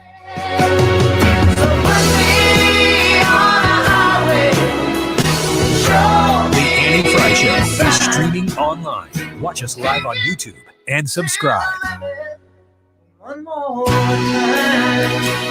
George Weber, if you want music on the radio like it used to be, where the DJs played what they wanted and then talked about it, tune in to my alter ego, Skip Weber, every Saturday night at 9 p.m. on the Saturday Evening Rock Show, the greatest music show on a talk station in the world. If you're considering an annuity as part of your retirement plan, we need to talk. Hi, I'm Bob Stockdale, Senior Vice President Investments with the ClearPath Wealth Management Group at Stifel, and host of On the Money, heard every Saturday morning at 11 on 97.1 FM Talk. Annuities can be a useful tool for some retirement investors, but not all annuities are created equal. Nearly every week, our team meets with clients who own complex annuities that don't suit their needs and, in some cases, actively undermine their retirement plan. Before you purchase an annuity, get a second opinion on your retirement plan today. When you work with us at the ClearPath Wealth Management Group, we're committed to providing you with guidance that's in your best interest, no exceptions. To request your free consultation, contact us at bobstockdale.com. That's bobstockdale.com. Again, that's bobstockdale.com. Stifel Nicholas and Company Incorporated, member SIPC and NYSE. Are you looking to stretch the footprint of your home to the exterior, possibly with a brand new deck, a renovation of your deck, an expansion of your deck, call Lakeside Renovation and Design and have the pros do it. Employing over 100 of the very best that St. Louis has to offer. When it comes to contractors that are out there who do wonderful work, Lakeside is a destination career for these individuals. Lakeside has the very best. They just do. They are so confident that they have the best that they offer a lifetime workmanship warranty on top of the manufacturer's warranty because they know they're going to get the job done. And if there's something that isn't done right, they're going to make it right. They care and they're deeply committed to that commitment to you. So you can reach out to them to get your project started today. 636-978-5000. If you want to add on an additional room, if you're looking to make that deck connect to a screen room or front or rear porch, call Lakeside Renovation Design today and get the project started. 636-978-5000, lakesiderenovationanddesign.com. Home warranty. I know, right? Buying coverage for appliances, your heater and AC, etc., from a company that hopes you never ever have a claim or call.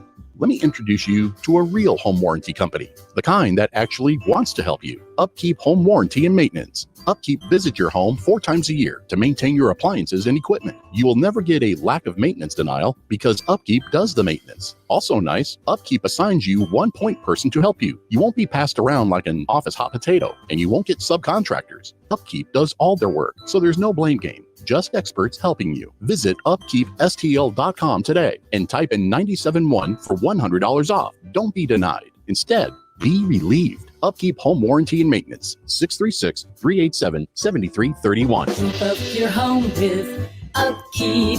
Keep up your home with Upkeep. Keep up your home with Upkeep, and you'll have a happy home.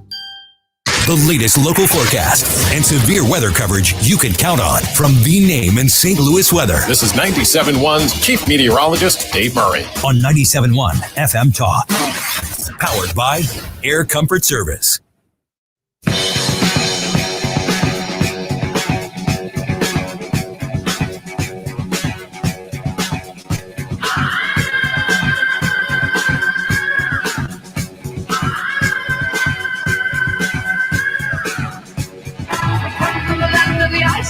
From the midnight sun where the hot spring flows. Member of the gold will drive our ships to new land.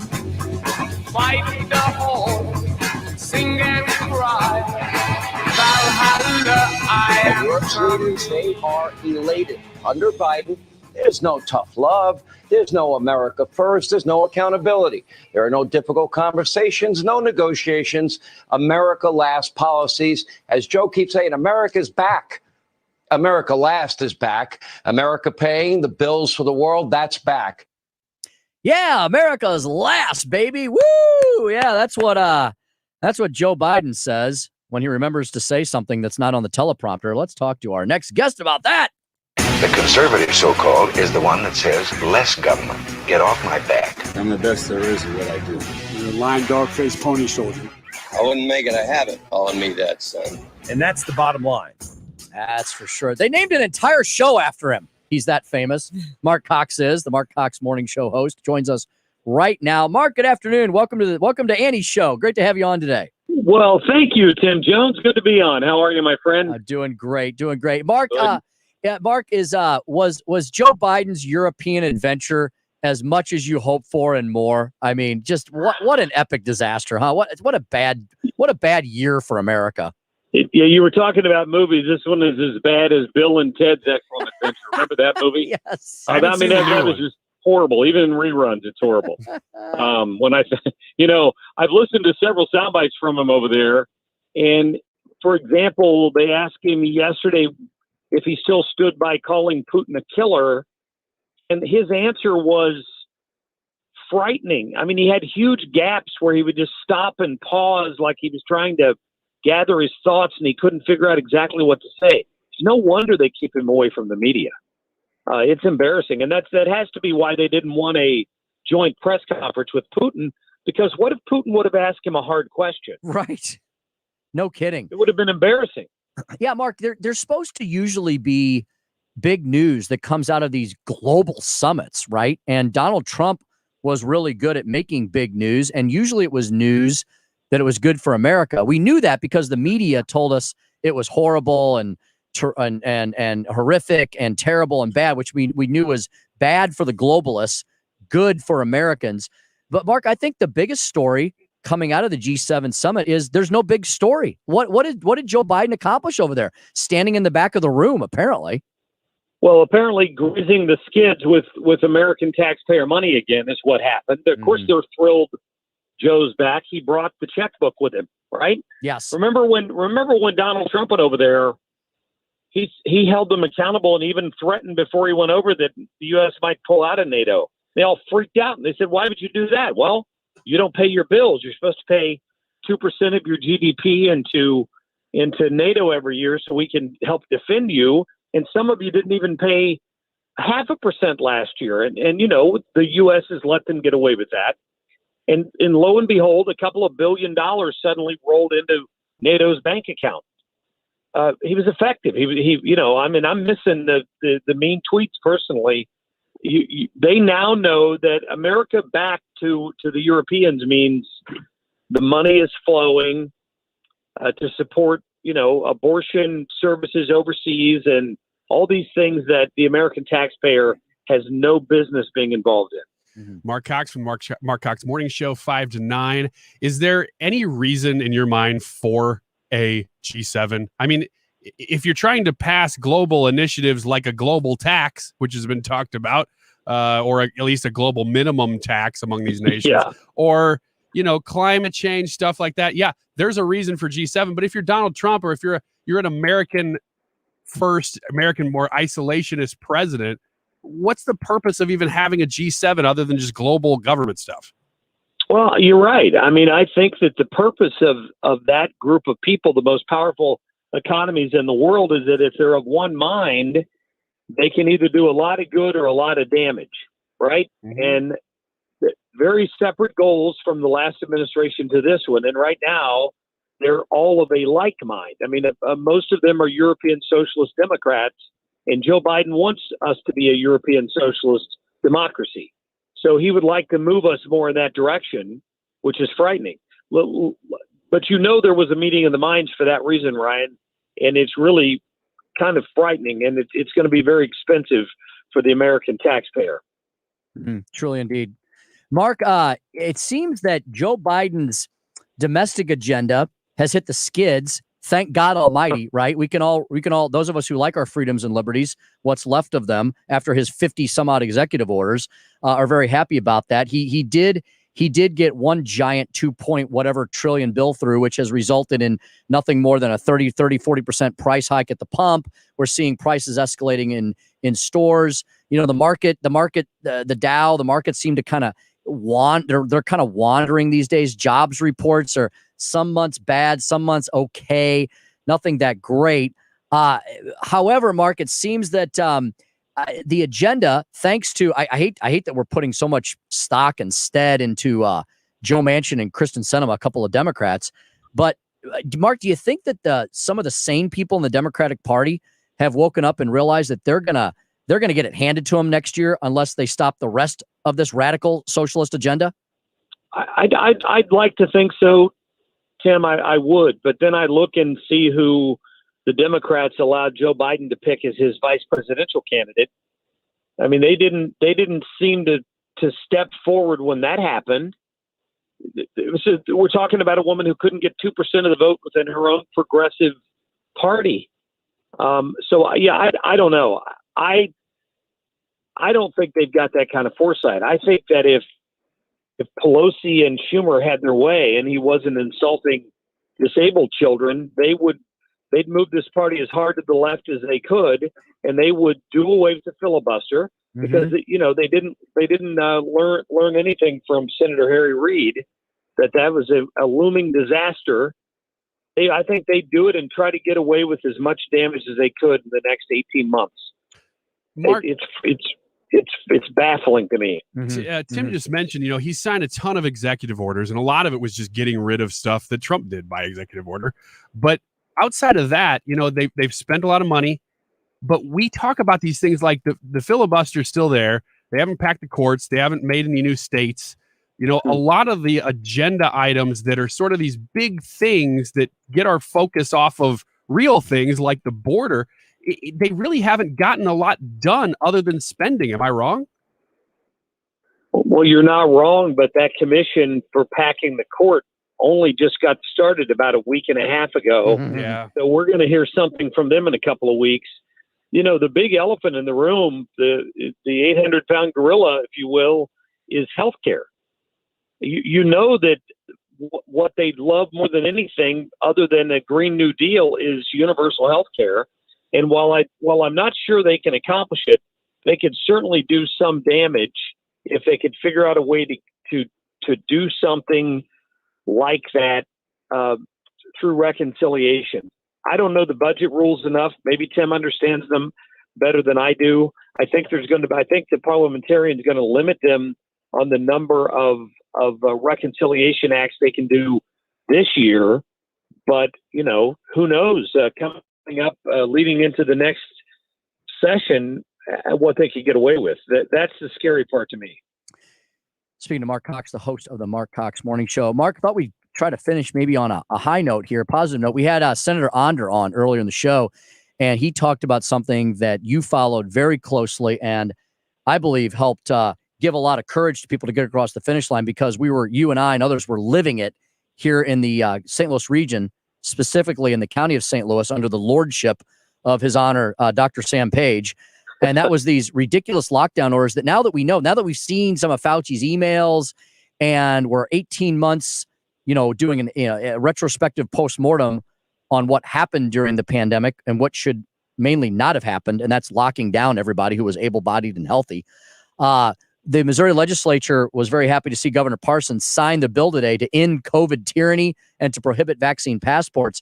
Mark, boy, it sure looks like, in addition to some of this information coming out about the origins of the Wuhan coronavirus, the former CDC director came out today and said that the WHO is too compromised to conduct a COVID origin probe. Mark, it looks like those of us, Mark, on the wacky center-right side of the aisle were right about so many things, and all these conspiracy theories we were perpetrating, Mark, were actual factual truth. And so I just hope the American people as a whole have woken up now and seen all this. Do you think there is a day of understanding, a day of reckoning that's come that's going to help propel us into 2022 and perhaps restore some sanity to the land? Well, Tim, we Neanderthals need to stand together. I mean, that's at the end of the day, I think that's the lesson. Joe Biden dismissed Ron DeSantis and the people in Texas, I believe specifically Texas, as Neanderthals when Governor Abbott announced he was reopening things down there. Listen, I had your friend Eric Burleson on this morning, yes, the senator who helped shepherd this thing through he helped work on SAPA.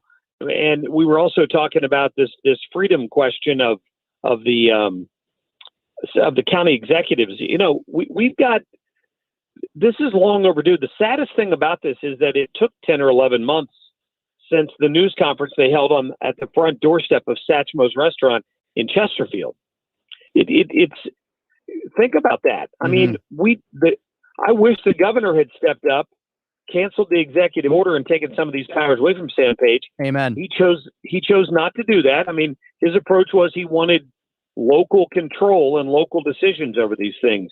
The lesson we were taught painfully was that didn't work when you've got progressives like Sam Page in control, and also what they did in Kansas City. That didn't work.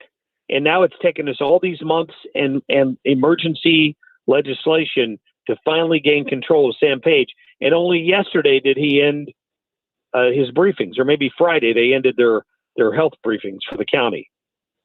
Yeah, now that he's got all the egg on his face. And boy, you're right, Mark. And leaving it to local control left it to local lunacy. And thank goodness for local people like Ben Brown of Satchmo's. You had a one-man Liberty wagon there who put his money in his mouth and his time and his treasure, and help push this forward.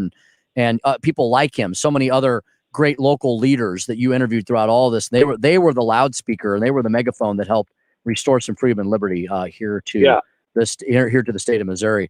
Mark, before we let you go, you got anybody you want to tease up tomorrow for Hump Day on your show Wednesday, and when you come out of the gates at 5 a.m.? Yeah, I'll have to check on that, Tim. I know we were working on several guests for tomorrow. I'm going to have Keith Antone on, our favorite liberal. Yeah, lovable liberal. To talk about some of these crime problems down in the city. And we're also going to get a friend of mine on who's just doing great work for members of the military through training and local police officers as well, that he's helping out. And they've got they do all this for free, and they're trying to raise a little bit of money for it. So we're going to talk about that tomorrow on the show as well, how Patriots can chip in and help him out in what it really has been a one-man crusade. So I'm happy we can help out with that. Yeah, well, you're always such a big supporter of our brave men and women in blue and green in the military and the services. Appreciate you very much for that, Mark. And give my favorite lovable liberal a big virtual hug from me. He will appreciate that very much. So I will do that. I'm hoping we're going to get Keith in the studio tomorrow. I don't know if he's coming in person or not, but if he is, I'll see to it. Well, I can't wait for you to have him explain the logic of how defunding the police is supposed to reduce crime rates. I can't wait for that. So that'll be a fascinating discussion. So truly, it should be groundbreaking. Yes. Yeah. Follow him tomorrow morning, 5 a.m., fresh and out of the gates here at 97.1 FM Talk. Mark Cox, host of the Mark Cox Morning Show. Mark, thanks for all the time this afternoon. Appreciate you. You bet, Tim. Thanks. Yeah, we'll talk to you again soon. Yeah, get to a break, and then, we're going to talk a little Pink Floyd when we come back. Ryan Wiggins has got his Pink Floyd shirt on. Did you hear what did you hear the message that Roger Waters had for Mark Zuckerberg? It was fantastic. And just another example of an old school liberal giving it to today's big tech leftists. All that and more when we come back here on the Andy Frey Show, 97.1 FM Talk.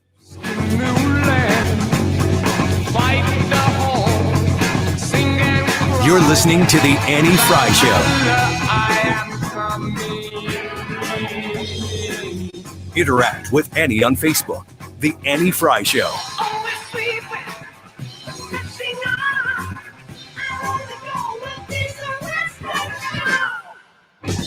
You're listening to the Annie Frey Show live from the Air Comfort Service Heating and Cooling Studio. Get in your comfort zone this summer with 0% financing for 72 months and utility rebates on qualifying new HVAC systems. For details, visit aircomfortservice.com. Hi, it's Michael Mohan with Community Mortgage. Interest rates are still at historic lows.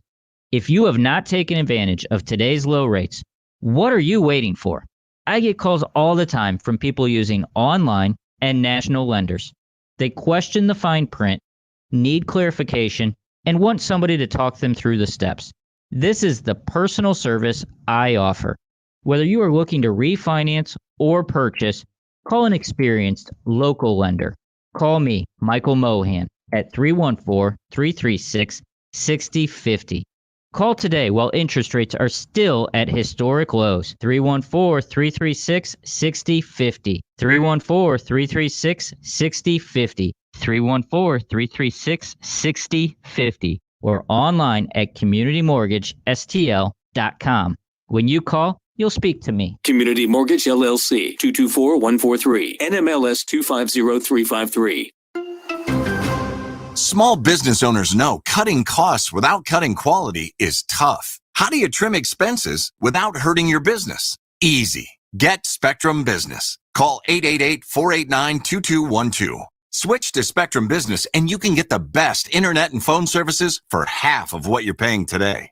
Cutting costs can be easy when you get Spectrum Business. Just call 888-489-2212. Restrictions apply. Call for details. Whenever I bring home Entenmann's Little Bites muffins. Little Bites? That's right, sweetie. Can you just give Mommy a minute? I love Little Bites. I know you do, but we're doing a commercial right now, okay? Got it. As I was saying, whenever I bring home you-know-what, you-know-who gets pretty excited. And so do I. Little Bites muffins are made with real ingredients, no high-fructose corn syrup, and are baked moist and delicious. I love Little Bites. Here you go. Yes. Entenmann's Little Bites muffins.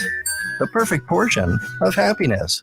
It's Mark Bearden for CertaPro Painters. And if you have a painting job that's on your to-do list, don't do it yourself. You're going to do something that's a lot more fun than painting. And you're going to go with CertaPro Painters, and they're going to do a great job. They're going to knock it out of the park. This is for house painting, commercial painting. They do it all. They transform homes and businesses by providing expert services with a proven process. Each CertaPro Painters business is independently owned and operated. Get started today. A free estimate is just a couple of clicks away. CertaPro.com. That's CertaPro.com. Certa with a C. Get with CertaPro today. Tell them that I sent you over. CertaPro Painters. The button, a symbol of things made easier.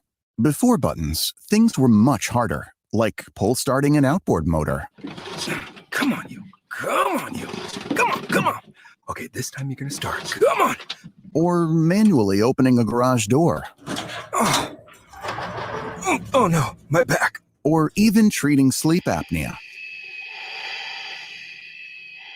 If you've tried CPAP but struggle to get a good night's sleep, relief can be as easy as a button with Inspire. Inspire is a sleep apnea treatment that works inside your body with just the click of a remote.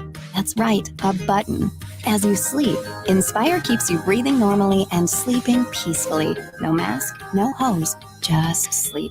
To learn more, visit inspiresleep.com. That's inspiresleep.com. Inspire, sleep apnea innovation. Inspire is not for everyone. Talk to your doctor to see if it's right for you and review important safety information at inspiresleep.com. The Mark Cox Morning Show. They weaponize the Department of Justice to scare Americans into thinking that these state election reform issues are some sort of a threat to civil rights. They're full of crap. Weekday mornings 5 to 9. We don't need no education.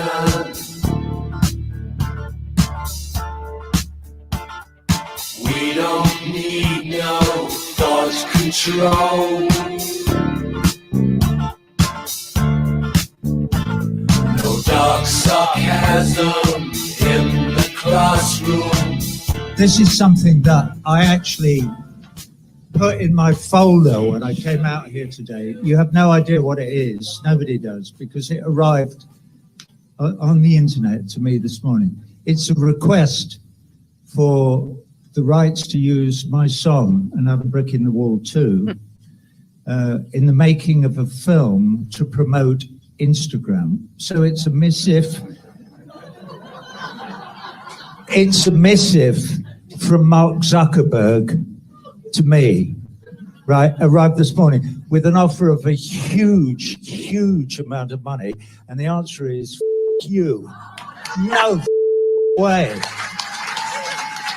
And I only mention that because this is an insidious, it's the insidious movement of them to take over absolutely everything, you know. So those of us who do have any power, and I do have a little bit, in terms of the control of the publishing of my songs, I do anyway. So I will not be a party to this Zuckerberg. All right. Yeah, I couldn't agree with that anymore. That's Roger Waters and Pink Floyd. This is where the right and the left can come together on certain populist issues. And look, I don't want to sit here and bash big tech because they've provided us a lot of great tools like the one I'm holding in my hand right now, my little iPhone here.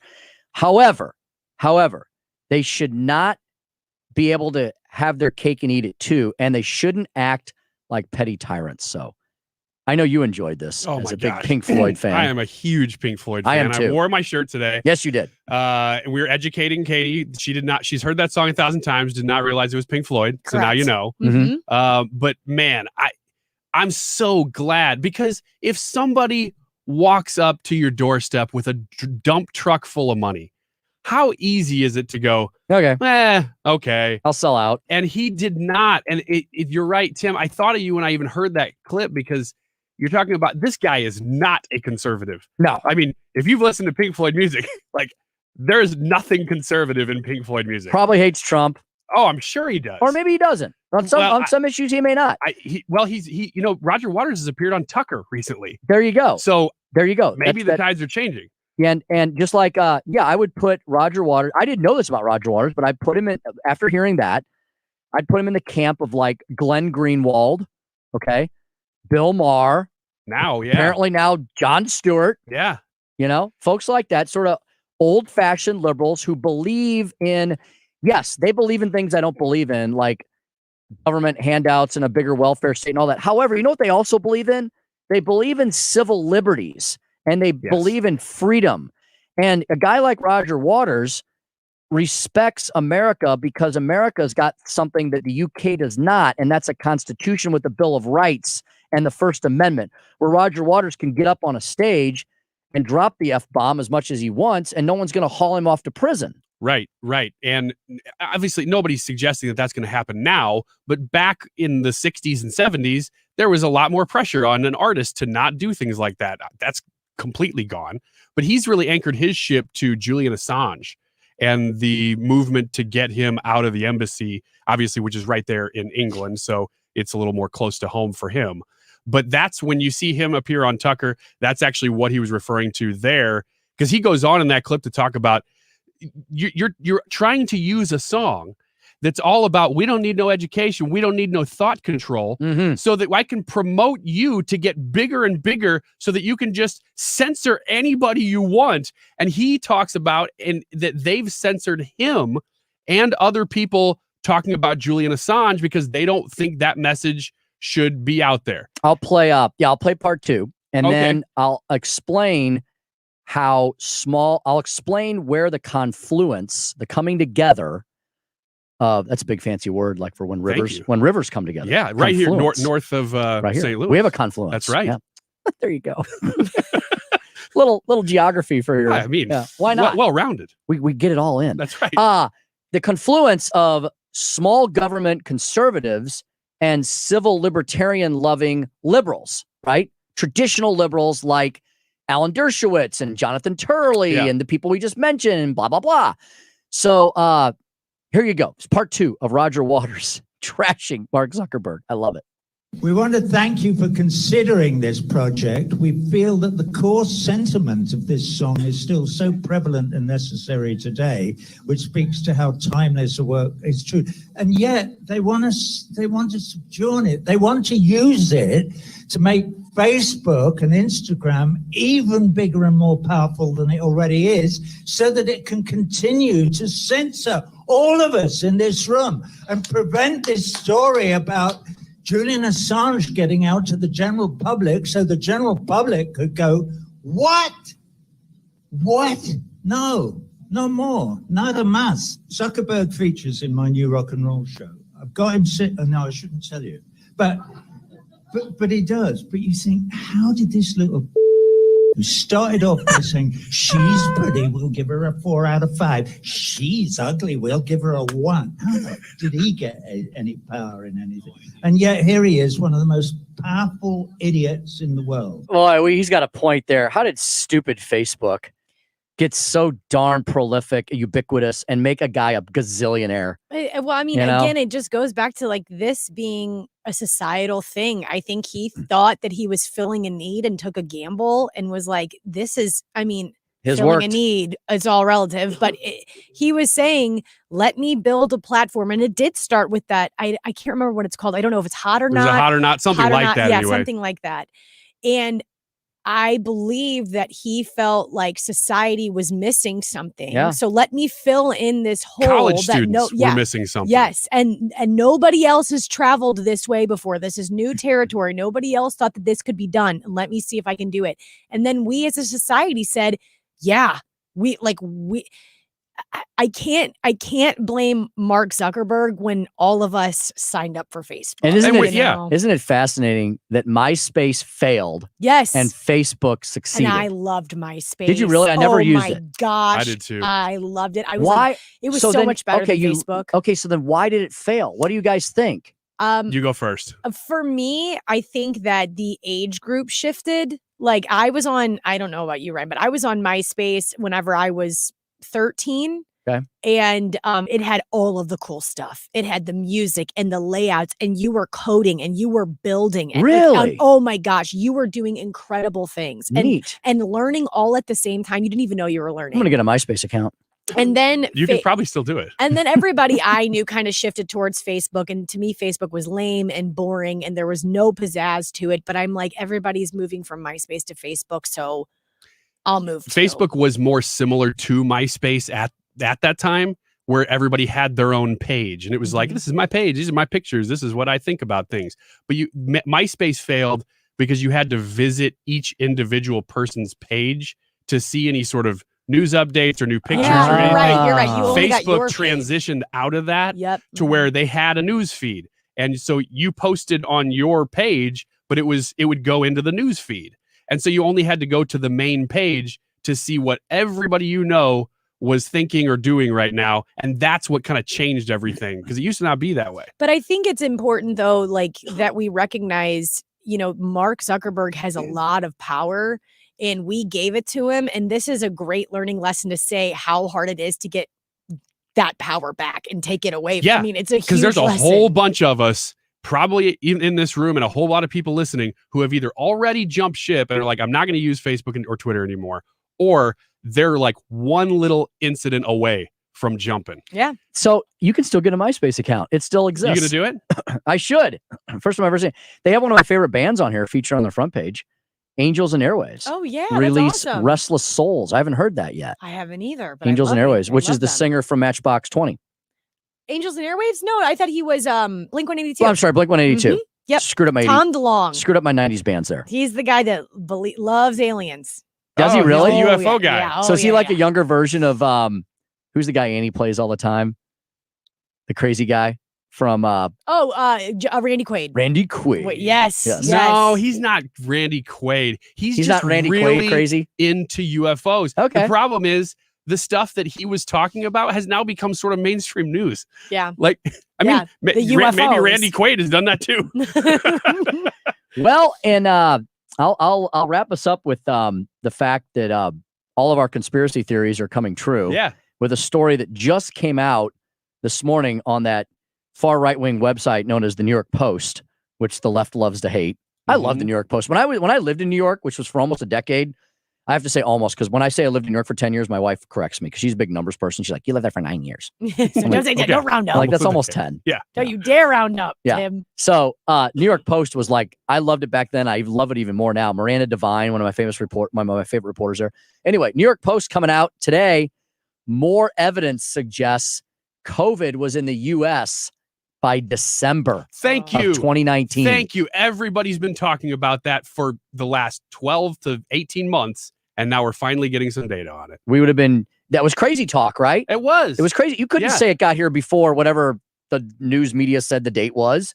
Or it was people kind of rolled their eyes at you. Oh, that can't, come on. You didn't have COVID No back way. in December. When people would say, I had this weird thing in December. I went on a trip and I was out in California and I was at this big conference. I've heard this story a few times from different people. And I got back and I had this weird thing and I lost my sense of taste and smell. Huh. Well, here we go. More evidence suggests that COVID was in the U.S. Freaking Fauci. Blame on him, all this.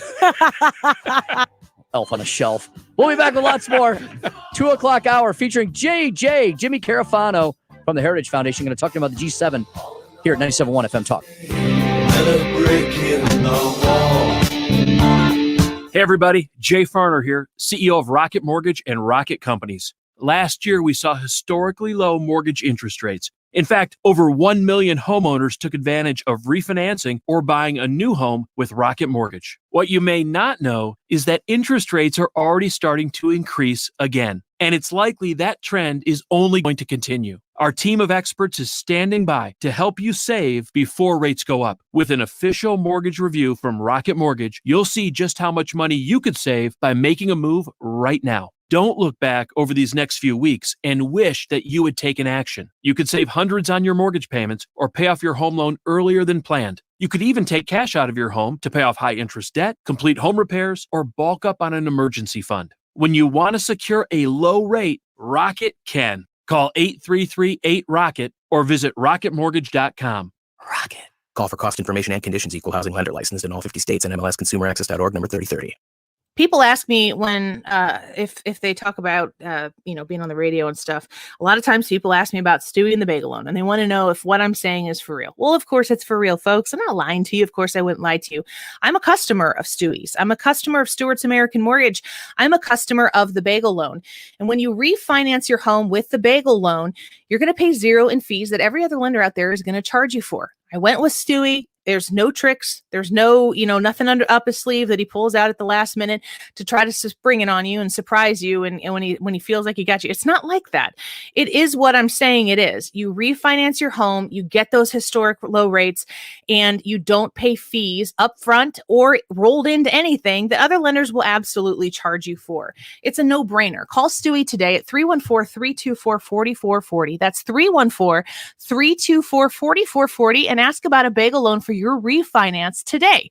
NMLS number 226715.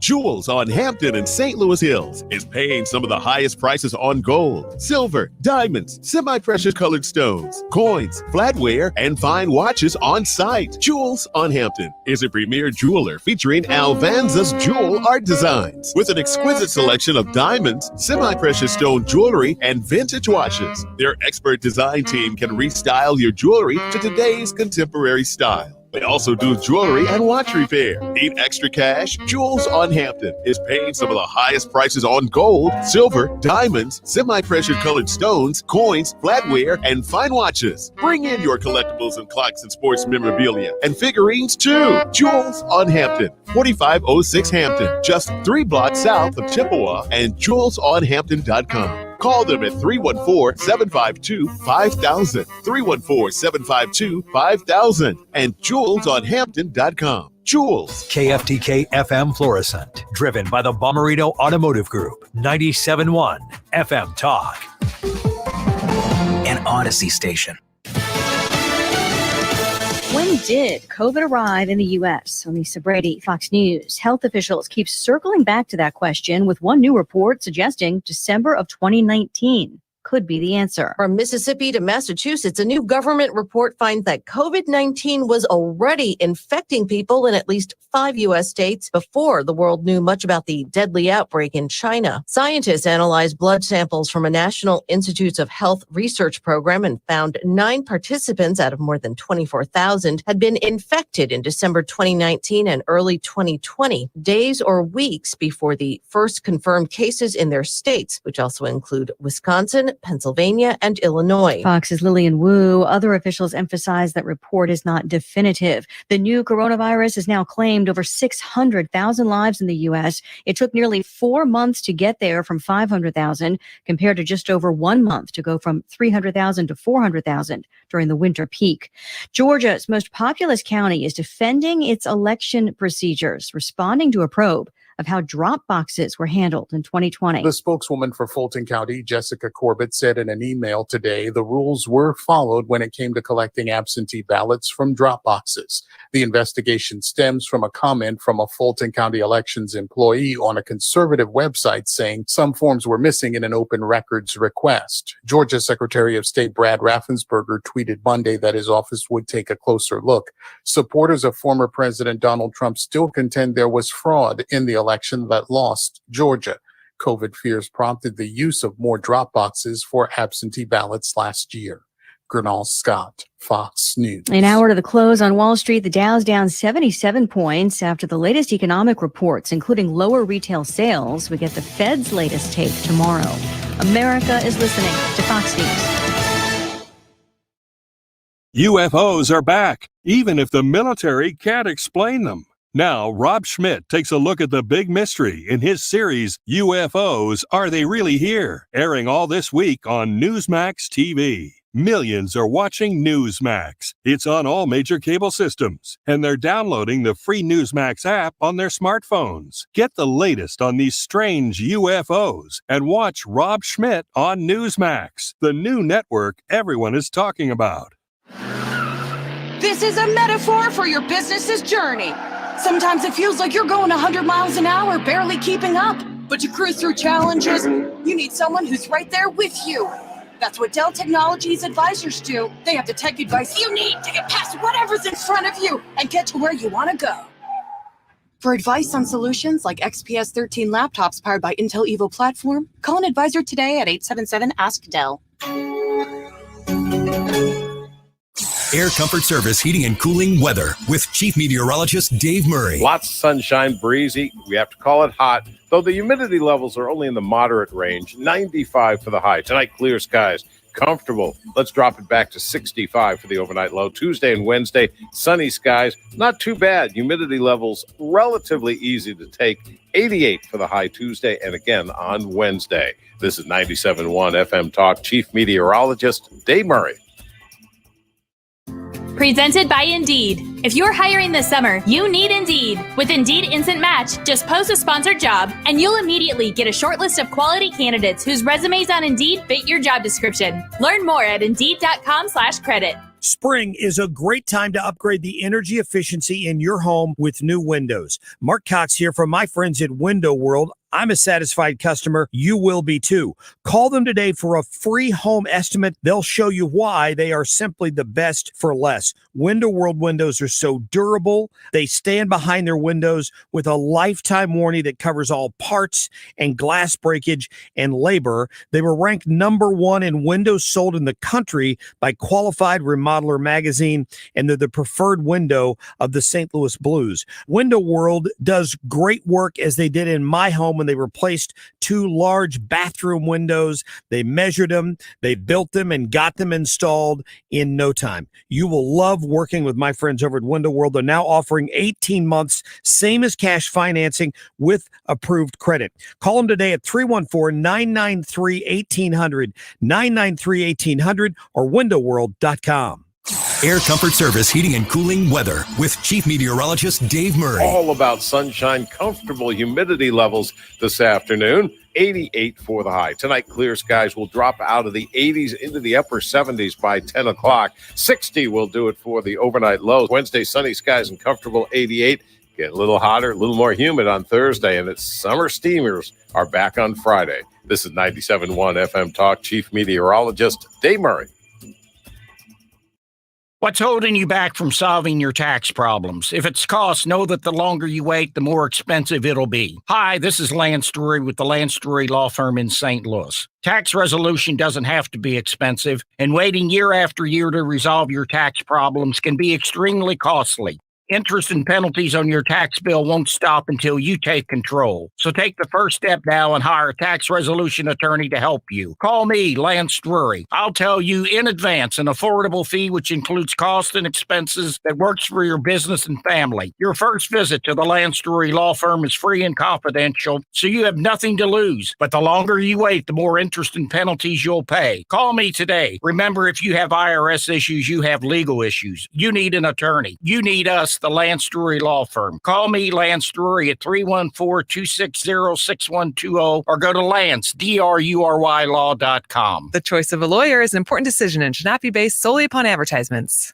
When the forgotten poor are in need of healing, they wait for a ship unlike any other. Mercy Ships, a floating hospital staffed by volunteers, heroes of mercy who donate their time to save lives. Every human has the right to have a place at the table of the human race. If you could just see the smiles that you get when lives have been changed, then it would make it all worth it.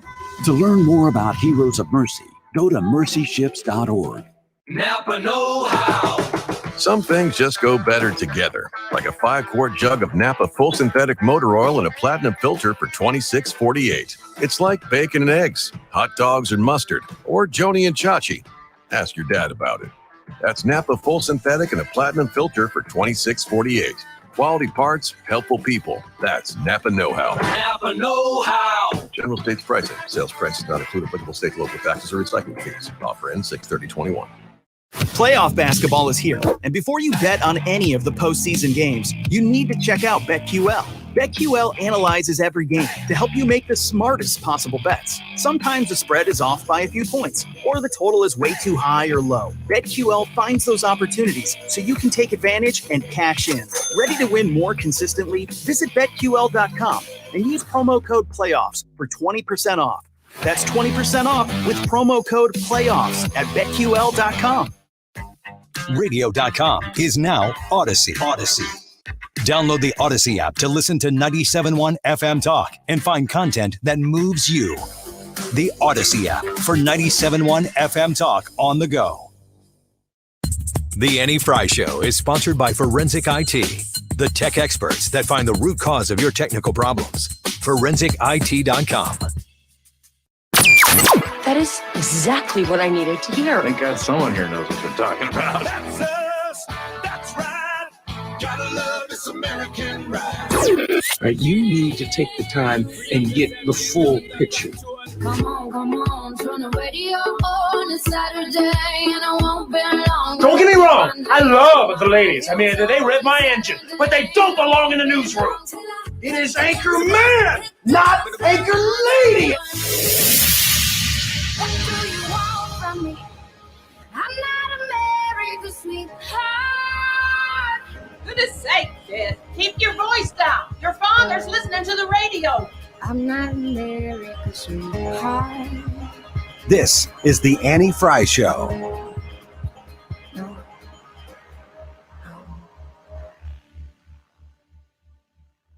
What do you say to Vladimir Putin?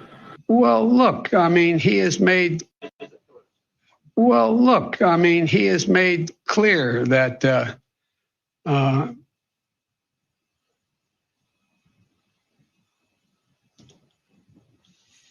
answer is, I believe he has in the past essentially acknowledged that he was, there are certain things that he would do or did do. Unedited, off script. Gosh, Joe Biden. First time I've heard that. Oh, yeah, that was real. terrible. That happened. I got a little nervous letting that much time of that dead air happen, but I'm like, that needs to stay. All that. Yeah, that was legit. That I did not take out anything. No. That was legit. The time from the question being asked. Wow. Him kind of saying, and then all of the dead air. I saw that live. It was cringeworthy. Let's see what JJ Carafano thinks about the leader of the free world and how he's doing these days. Joining us now on the Annie Frey Show, JJ Carafano at JJ Carafano on Twitter, heritage.org as well. Jimmy, good afternoon. I speak to you all the time, don't I, throughout the week? So I'm hosting for Annie Frey today. It's great to talk to you. I know, it's like I'm doubly blessed because we've been waiting for this, and her baby is absolutely just beautiful and gorgeous. And I'm just a tad behind. I've been a grandpa for 4 days now. Whoa. So we're a couple of days behind her, but we're trying to catch up. Congratulations, Jim. That's fantastic news. That's so good stuff. You want the good news or let me give you the good news first. Okay. Which is the dopey grandpa thing totally works, right? This, I'm just, a nice old Joe Biden. Yeah. Actually, we saw the latest polls. I mean, globally, America's more popular. Biden has a lot to do with that. Domestically, it's the same. I think his personal ratings are still fairly, but, and that's not the first time we've ever seen a president do that. Eisenhower, famously came to office kind of with the cardigan sweater and the kind of the folksy grandpa thing. And as the Cold War was heating up, he was really trying to calm America down by just having this kind of very, fatherly image. The difference is behind the scenes, Eisenhower ruled with an iron hand and drove some of the most effective bipartisan policy in modern history. Nobody thinks Joe Biden is really running the supermarket cart going down the aisle. He is the little kid, sitting in the basket, with the steering wheel that thinks he's driving the cart, I think. Yeah, I get it. I agree. Jim, I look at this as a huge missed opportunity, and whether or not you totally agreed with Donald Trump's approach, I felt like he accomplished things at this summit. And I'm looking around and I'm going, where's Biden? What's he doing? Is he saying anything? Are we doing anything? Maybe that's good. Maybe that's good because I look at what he's done with executive orders and trillions of dollars of spending, and that's all bad. So maybe we don't want him to do anything on the world stage. But on the other hand, do we want any of these other clowns running the show, running the circus? And and Putin and Xi have got to be sitting around just grinning like Cheshire cats these days. Well, I think these meetings are largely, G7 and these other things are largely meaningless. And I'm not sure that the difference of the personality between Trump and Biden makes that much difference. What I do think makes a big difference is how they acted. I mean, we live in an age of great power competition. That's what these guys really look at. How do people use power? Not what they say, not what finger do they wave, but what do they actually do? And I think people came away with Trump realizing that here was a president that was going to defend America's interests, and if you butted heads with him, he was going to butt back. Mm-hmm.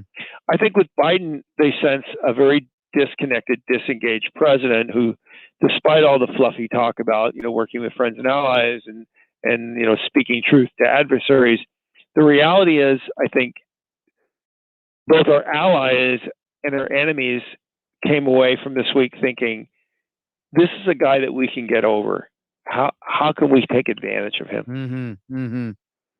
Carafano, Heritage Foundation's Vice President for Foreign Policy and Security Policy. The one thing that they've said this week that I want to get your opinion on, because it involves COVID, it involves China. We're always talking about China. Do you think they'll actually work together? I mean, you're just saying, well, action is one thing, talk is another. But that was the one sort of headline that I'm like, well, will they push for that, or is that just more talk? Well, I think that was actually one of the weakest moments. Essentially they said is, we want to press the WHO to investigate, and we want the Chinese to cooperate. So they literally endorsed the two things that they know will never happen. That to me actually says they're not serious about actually confronting China. Mm-hmm. Because fairy dust, and magical thinking does not move the world. If on the other hand, they wanted to really hurt the Chinese, and they all stood up and said, you know what? None of us think that it's a good idea to host the Olympics in a country that's in the middle of an ongoing genocide and unleashed a pandemic on the world. We all want to have the Olympics in a different place. That would have gotten China's attention. Yes. That would have shown leadership. But the fact that they did that, and that's an easy layup. The fact that they didn't do that shows that this is not. Look, when somebody says, we're thrilled to have you as part of the club, what the heck does that mean? It means, this is just a bunch of good old boys talking and girls talking to themselves and not really interested in really asserting global leadership. Jim, continuing to speak about China here, I find it fascinating that, while Joe Biden's at the G7 summit, while Russia and China don't seem to have much respect for him, a lot of the quote conspiracy, things that the U.S. national legacy media labeled conspiracy theories during the pandemic, mainly just because Donald Trump talked about them or suggested them, are now being supported as fact or potential fact by some very smart and astute people like the former CDC director Redfield, who came out with breaking news today saying, the Wuhan lab leak prognostication holds a lot of water and needs to be investigated, and the WHO should not be doing that. The Wuhan lab leak theory is to be trusted. The WHO is to not be trusted. And so we're now resetting the entire apple cart of this whole discussion. Finally, maybe a few months too late. Yeah, I mean, here's the dynamics. And again, these aren't partisan comments because I don't belong to a political party. I don't. I'm not a partisan guy. This is an observation of what's actually going on. What you just described is symptomatic of the whole litany of issues of the Trump years, where literally the mainstream voices, whether they were in media or politics or punditry, were just wrong, either deliberately or because if Trump was for something, they were the opposite. But they were consistently wrong on literally everything. Mm-hmm. Trump was not an anti-Semitic. He was not a racist. He was not colluding with Russia. He did not pressure the Georgians. He did not try to rig the elections. He did not inspire the January 6th. None of those things have factually turned out to be true. They were all wrong or just fabricated. These are the same people who have been covering Biden now on his trip to Europe and have been covering up for the vice president on her trip to the border, saying that this government's doing great. What a fresh breath of fresh air. They're not Donald Trump. I wonder where they are. And look what's actually going on in this country. Matter of fact, my colleagues and I at Heritage just did a piece on this. It's in the Daily Signal. On all the top issues of the day, everyone from Oprah Winfrey to The View to, you name it, they're all spinning one narrative and it's a decidedly rigged pro-Biden narrative. But if you actually look what's going on today and all the big issues, Biden is on the opposite side of where Americans are.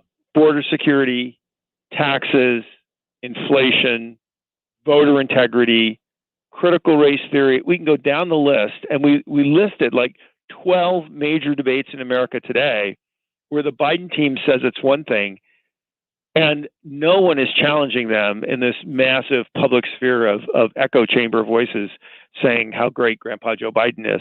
But yet, if you look at where Americans are, they don't agree. And they know that this is wrong and it's bad for our country. That's what's going on in America today. Yeah, Jim, I'm looking at this list of 12. One of them that stuck out to me, it's not necessarily foreign policy related, but I did want to ask you about it. School choice. That's one that seems to be, we talk about it a lot on this show. And I think everybody's pretty excited about the direction the country seems to be moving, at least on the state level, with school choice. What is the argument against school choice? Like if Biden and the administration's against it, why are they against that? Well, what's really triggered, of course, conservatives have been, for school choice forever, but what's really triggered this among mainstream Americans, it was COVID. Yeah. And the fact that kids had to learn from home, that the school system failed them, the unions didn't want to go back to work, and they suddenly realized that there are better ways to do this, because they turn around and look, private schools are back in session. Homeschooling is educating their kids. The only people that aren't getting educated are us that are stuck in public school. And the reality is this isn't a rich white people thing, because rich people, they go in where they need to go to get their kids educated. It's, everybody else in the country that's stuck in public schools. And so the simple idea of the money should follow the child, and the parents should invest in where they think their child can get their best education. That went from an idea that was popular among moms in the Midwest on farms into becoming a national movement, and it's all because of COVID. And when you ask, well, what's the counter argument? Well, the counter argument is we have to throw money at something, and people just aren't buying that anymore. Absolutely. Jim, one last topic I want to get with you was the fact that, we haven't talked about, we talked about China and Russia, but the other problem Joe Biden has that he won't confront, or maybe that he wants to jump willy-nilly into, is Iranian deal part 2. And would you just remind our audience, why any deal with Iran based around the contours of what Barack Obama had, which Joe Biden, I believe, was intimately involved with or supported at the very least, and appears to now be jumping headlong into, why it's such a bad idea and why we should be running the other way from it. Right. Well, there's two simple reasons. One is it cannot stop Iran from getting a nuclear weapon, because the Iranians already have all the infrastructure and capability they need to build a nuclear weapon. Their decision to whether to go nuclear or not is a political decision. It's not an infrastructure decision.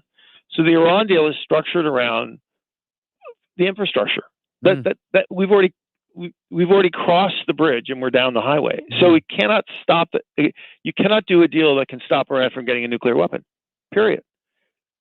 If you do a deal, all that's going to mean is you're going to funnel a bunch of cash into Iran that's going to enable the regime to do bad things in the region. So where's the upside here? And the answer is there is not an upside. There is no deal they can do that the Iranians would do that's going to make things better for the United States, our allies in the region, or even the Europeans. It's just that simple. Yeah. Period. The end. Well, but if somebody would look at me and say, well, come on, Jim, you're a jerk. Obviously, no, seriously, Karen, what is your problem? Because obviously there have to be good reasons for doing this. Otherwise, why would Biden do that? And I would say, okay, explain to me the border then. Explain to me what good things are going to happen with open border policies that are flooding this country and completely undermining our ability to protect ourselves, to keep the world from moving here. Explain to me, and they can't. Yeah. So can't look me in the face and say, well, there's got to be some reason, otherwise they wouldn't do it. So something that stupid. Yeah, it's a broken, dysfunctional worldview. That's what it comes down to. It's a disaster. I don't know. We'll see if we can hang on to 2022 and beyond. Well, Grandpa Carafano, thanks for bringing more Carafanos into the world. your family. Yeah, and you know what? The world needs them. Absolutely. Let me tell you, my friend. I completely agree. Jimmy, we'll talk to you again soon. Thanks so much. Thanks, buddy. At JJ Carafano, heritage.org. He's fantastic. Hey, we're going to take a break here and we'll return. Happy to take your phone calls. I know it's very active YouTube feed. I think Facebook's been very active as well. Very active YouTube feed today, Katie. Yeah. Facebook does not like us today for playing Roger Waters. And you know, it's my fault. Well, I was playing some things. I was taking a gamble. Apparently, a lot of people have jumped over to the YouTube chat page because I'm scrolling through this, and it is quite extensive. You can join us on there, youtube.com, The Annie Frey Show. Just search that on YouTube. You'll find the channel. I guess use that today, right? Because Facebook doesn't like us today. Facebook doesn't like us, and it's actually just look up Annie Frey. So go ahead and look that up at YouTube, and you will be able to still chat, still see us, interact with one another, but hang out with us there until I get this Facebook situation figured out. Yep. Everybody's hanging on YouTube today, and I see you all there. Thanks for being with us. We're here, and we continue on 97.1 FM Talk. It's the Annie Frey Show.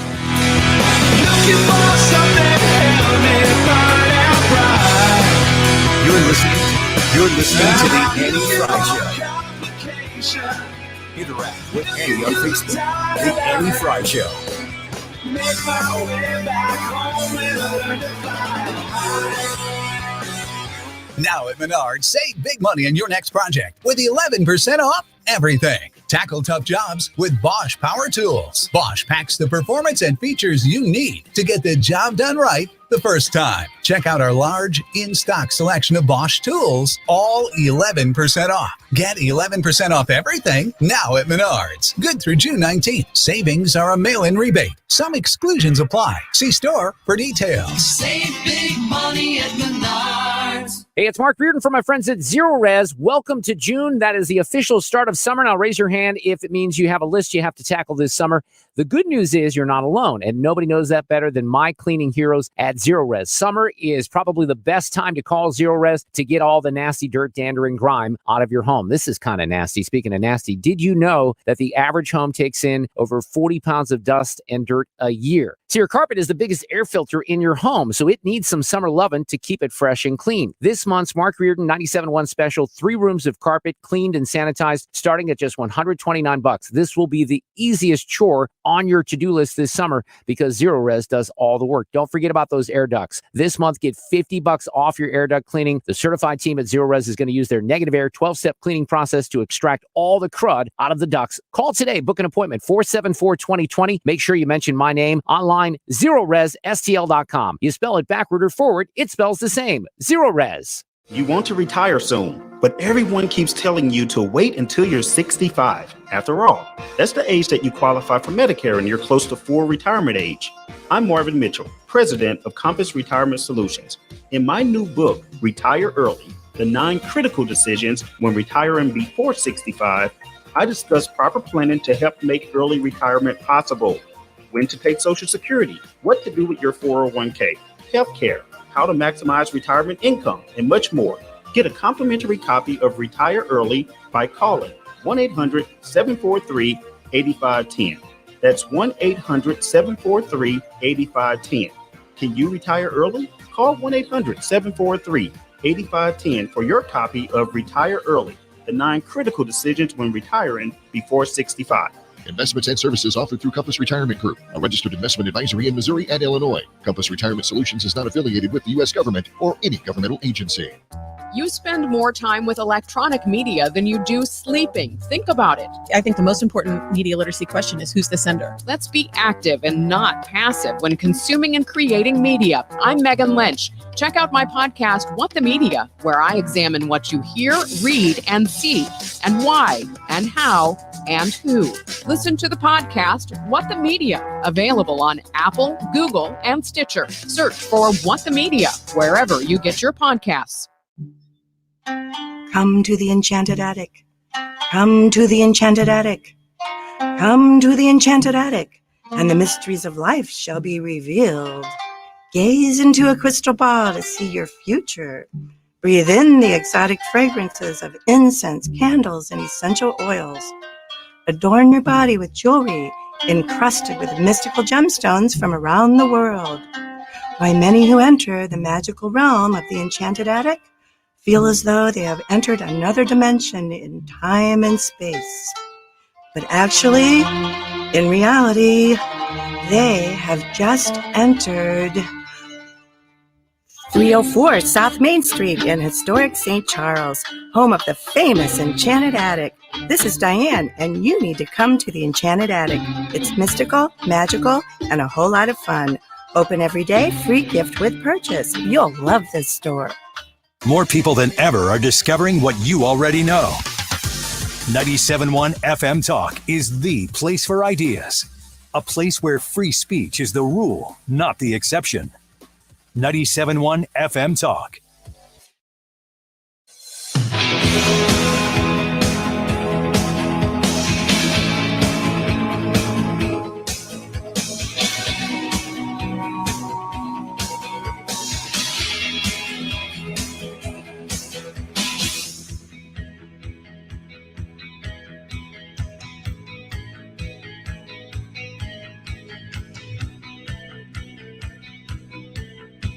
We'll be doing something that provides you the opportunity, we'll announce this later this week, to have an electronic version of your paper version of vaccination. It's not a passport, it's not a requirement, it's just the ability now to have an electronic version of that paper version. Right. I played that earlier, and I want to play it again because, Ryan, the EU is doing, they'll see Governor Newsom's electronic version of vaccine cards, but it's not a passport.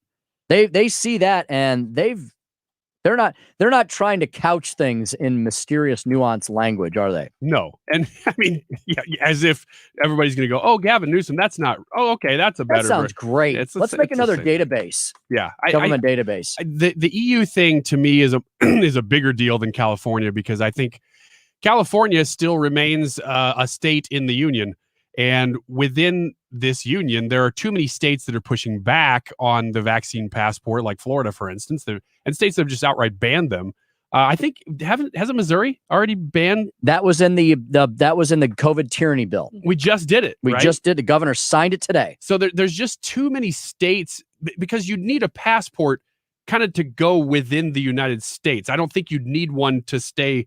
I mean, there's businesses, things it's going to affect in California, but to me, the EU thing is a big deal because these are sovereign nations that are agreeing to do this together. Yeah. And it's a little bit frightening. It's also stupid on the heels of having no tourism when tourism is just about to bump back up. Yeah, this should help tourism. Yeah. How many Americans and people from outside the EU are going to be like, oh, EU, they have vaccine passports. Well, that's where I want to go right now. So instead, I'll go to Epcot and see 7 worlds in one day. Exactly. In Disney World. Yeah, exactly. Screw do you, guys EU. mind if I read a little bit from it? Please do. Yeah, Okay. please so do. the legislative process for the EU COVID-19 vaccine passports for travel has come to an end today. This was June 14th, after the presidents of the 3 main EU institutions, the Parliament, the Council, and the Commissions, signed the regulation at an official signing ceremony. It reads, "Our union showed again that we work best when we work together. The EU digital COVID certification regulations was agreed between our institutions in record time of 62 days.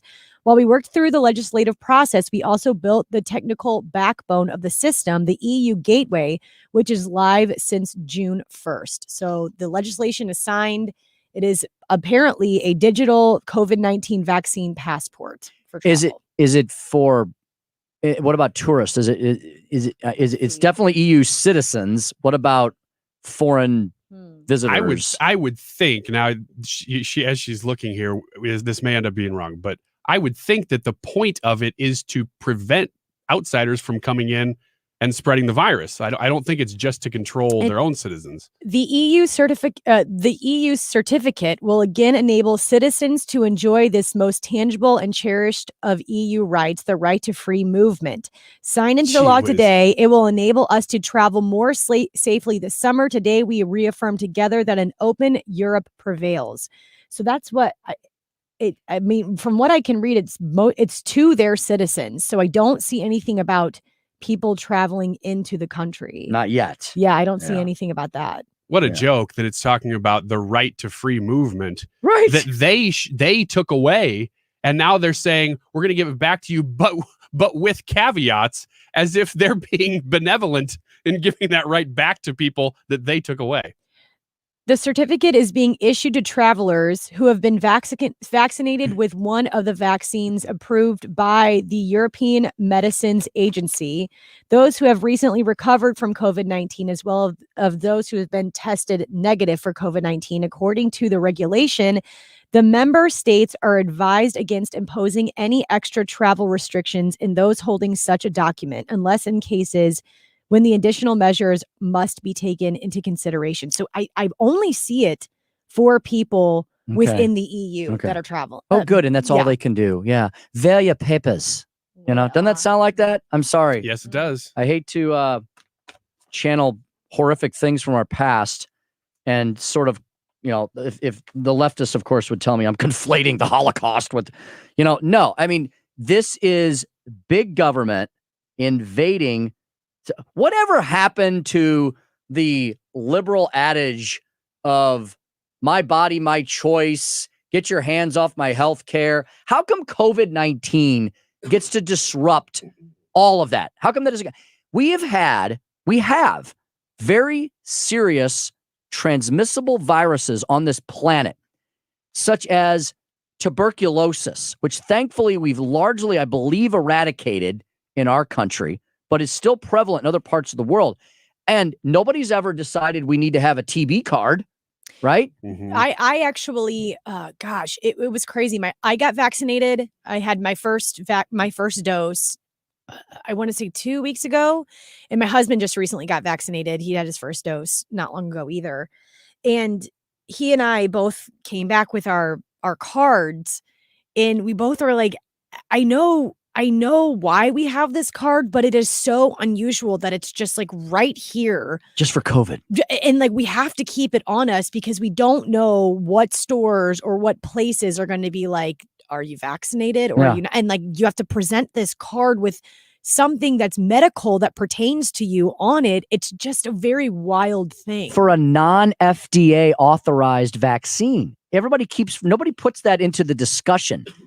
And, you know, I presume at some point they're going to clear this thing fully, because I know there are anecdotal cases and some people have definitely had some problems and there's been some deaths related to this. But, you know, I would like to see the total numbers, just like I think COVID itself was blown out of proportion. I'm sorry to say that. And yes, 600,000 Americans died, millions around the globe, but millions around the globe have died from other things. And here's my point. The reaction to this was of a scale and a magnitude stupidly greater than anything we've ever done in any similar situation, right? And you know why? Because this one was politicized. And no other pandemic in world history was politicized like this. And it was mainly to get Orange Man bad out of the U.S. White House. That's what it all boils down to, because COVID-19 was a very sick, very old person's disease. And we never say that either. But it has a 99.5+ % recovery rate. What are we going to do when the real kahuna comes is my question. Yeah, we want to vaccinate kids now too, because the recovery rate from COVID for kids is statistically 100%. I mean, it's crazy, but we want to put that in their arms too. I'm going to make a prediction.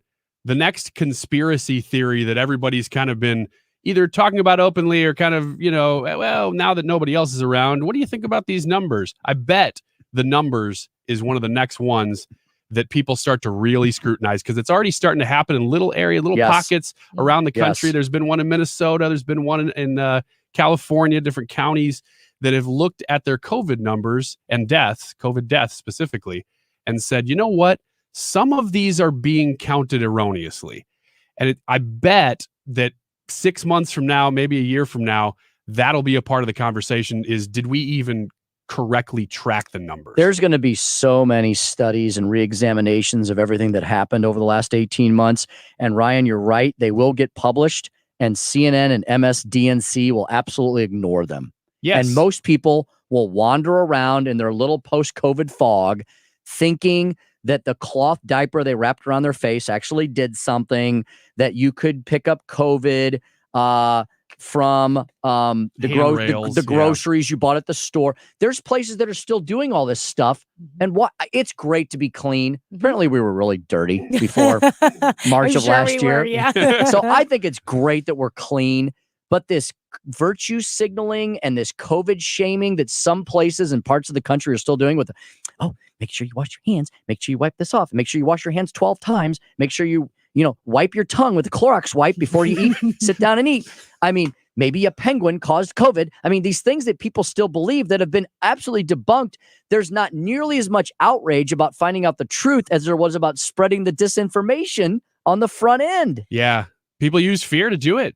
I mean, if at the beginning, you remember, like we were all like, well, this is a big deal. Like, what is this? It's going on. I was skeptical from the beginning just because I approach everything in the world with skepticism. And it didn't seem to be Stephen King's The Stand. Did you guys read the book, Stephen King's The Stand, the miniseries? I've seen the movie. Yeah. So they've done 2 miniseries on that in the last. Anyway, Stephen King's The Stand would be as if so Ebola virus, right? Ebola virus is a killer, right? Ebola virus, not very transmissible, 50% apparently mortality rate. The Stand is based on the premise of a viral contagion getting out with like a 90% kill rate across the globe. The end of humanity, except for the survivors. And they divide into 2 camps. And for as much of a leftist that King has become, The Stand has a very messianic premise to it. Isn't like the Antichrist in it or something? The Antichrist comes to Earth. So the plague is the forerunner of the Antichrist coming to Earth. And the 2 camps that split up are the good and holy camp of flawed human beings who are good people, and the Antichrist camp with also some well-meaning people who just go down the wrong path. And of course, this is very funny. So the good people end up in like Boulder, Colorado, land of hippie love, I guess, and the bad people end up in guess where? Las Vegas, Nevada. Oh my goodness. Sin City. Yeah. Holy cow. So the whole thing is very. I'm gonna have to read that. It's a good. I read it like buckle up. It's long. Yeah, it's long. Okay, maybe I won't. But it's very good, and it's got a lot of messianic end time apocalyptic kind of feel to it, and it has a good ending. But you literally go through hell to get there. It's a good tone. Let me bring in Don before we head to a break here. Don, good afternoon. Welcome to the Annie Frey Show. Thanks for checking in with us today. Hey, how you doing? Go right ahead. Yes. Hey, you guys were talking about, employer or, like this, no private healthcare information anymore. Yes, sir. And I've noticed, with me, my wife, my sons, and we're not planning on getting the vaccine. And I've noticed our employers are all sending out questionnaires. And of course, they're anonymous. They have no idea who's responding to them. And they're all wanting to know, have you had the vaccine? Do you intend to get the vaccine? And they're kind of pushing it under the guise of, well, we're trying to find out if we can become a vaccine site and see who all is interested in this. And I'm thinking, the heck you are. And, so I feel like this is going to lead into them wanting to know all of my, health issues that are going on. Sure. And it's kind of scary what's coming because it's really none of their business.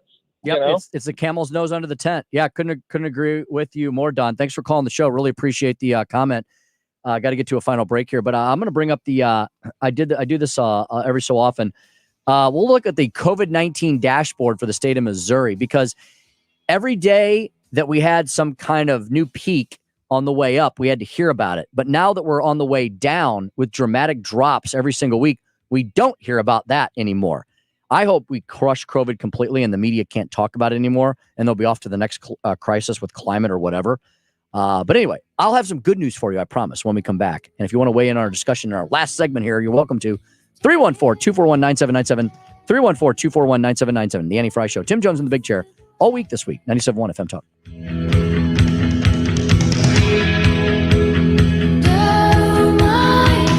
You're listening to The Annie Frey show. Talk lines are open now at 314-241-9797 or 866-455-9797. You're listening to the Annie Frey Show live from the Air Comfort Service Heating and Cooling Studio. In addition to heating and cooling, Air Comfort Service also offers indoor air quality, water heater, and AeroSeal duct seal services. Get in your comfort zone with aircomfortservice.com. This past year has been difficult for so many Americans. The uncertainty of the economy lingers under this new administration, especially with all the spending and job cuts. We know the people are interested more than ever in securing their nest egg for their retirement. I'm Thomas Helbig with the Retirement Advisory Group, and for 35 years, we've been helping retirees and pre-retirees understand their options when they leave a job or retire. We'll teach you how to secure your nest egg and provide an income that will last through your retirement and still leave a legacy for your heirs. Call me now, 314-993-9494 for a no-cost, no-obligation retirement review. We'll design your own personalized, structured income plan so you know exactly how much income you can count on and also how long your money will last. And just for coming in, you'll get a copy of my second edition book, Your Key to a Worry-Free Retirement. This book covers everything I teach in my live educational events.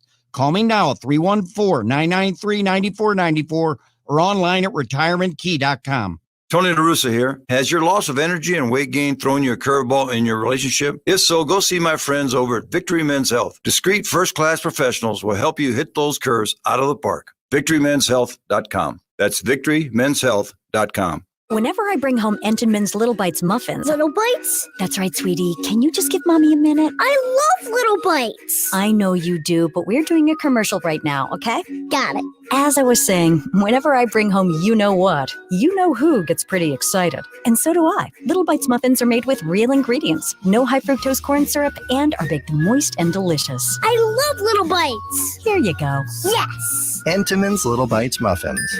The perfect portion of happiness.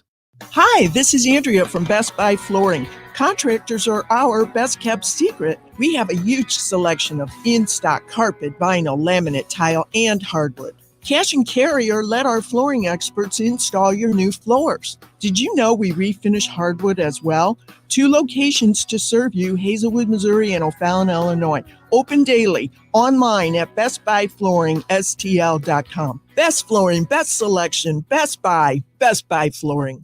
With Ameren, Missouri, getting summer ready is as easy as HVAC. Now you can get up to $900 back when you purchase a qualifying HVAC system. See? Easy breezy. Find terms and participating contractors at AmerenMissouriSavings.com/HVAC. The button, a symbol of things made easier. Before buttons, things were much harder, like pull starting an outboard motor. Come on, you. Come on, you. Come on. Okay, this time you're going to start. Come on. Or manually opening a garage door. Oh no, my back. Or even treating sleep apnea.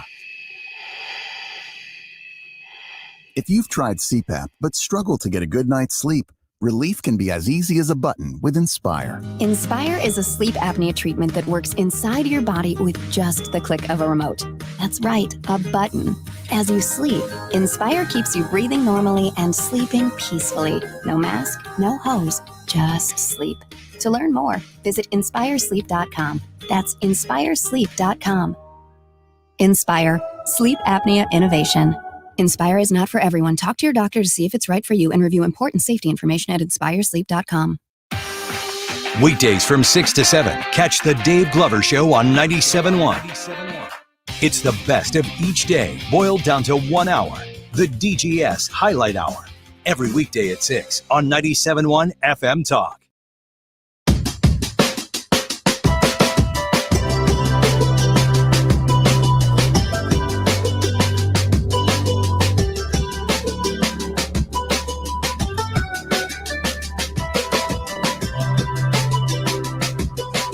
Little Young the Giant to wrap the day up. Another good song. Superposition. I was trying to think of the song I was singing. I want to live in a house on a hill by the ocean. And I remembered it's the band 888, which I don't know if they've done anything else, but that is a superb song. And that is a total Tim Jones it's Critical bumper Mistakes. music song. Yeah. And I'm going to try. I will find it. I'm going to find it here. Is it my imagination, or I don't know if I just haven't been listening to enough of my alt music in the last year? Has there been any good, like Superposition's pretty new? Yes. By Young the Giant. Mhm. I think we played yesterday. We played Glass Animals, Heat Waves. Mhm. That's new. Mhm. Have you guys heard the song by the Killers? Yes. Yes. Yes. I don't know the name Great of the song. song. It's pretty good. They always seem to just make songs that are like, that's a good song. Yeah. Like it doesn't blow your mind, but it's always a good song. Solid song that when I hear that song, it reminds me of My Own Soul's Warning. It's called My Own Soul's Warning. Yeah. It sounds like a song that would play at the end of like an 80s epic movie, like when the credits are running. Yes. Kind of that, like that's how it is. Yeah. Like at the end of the 80s cult classic Romancing the Stone. You remember Romancing the Stone? Yeah, but I don't remember the song. It's a song by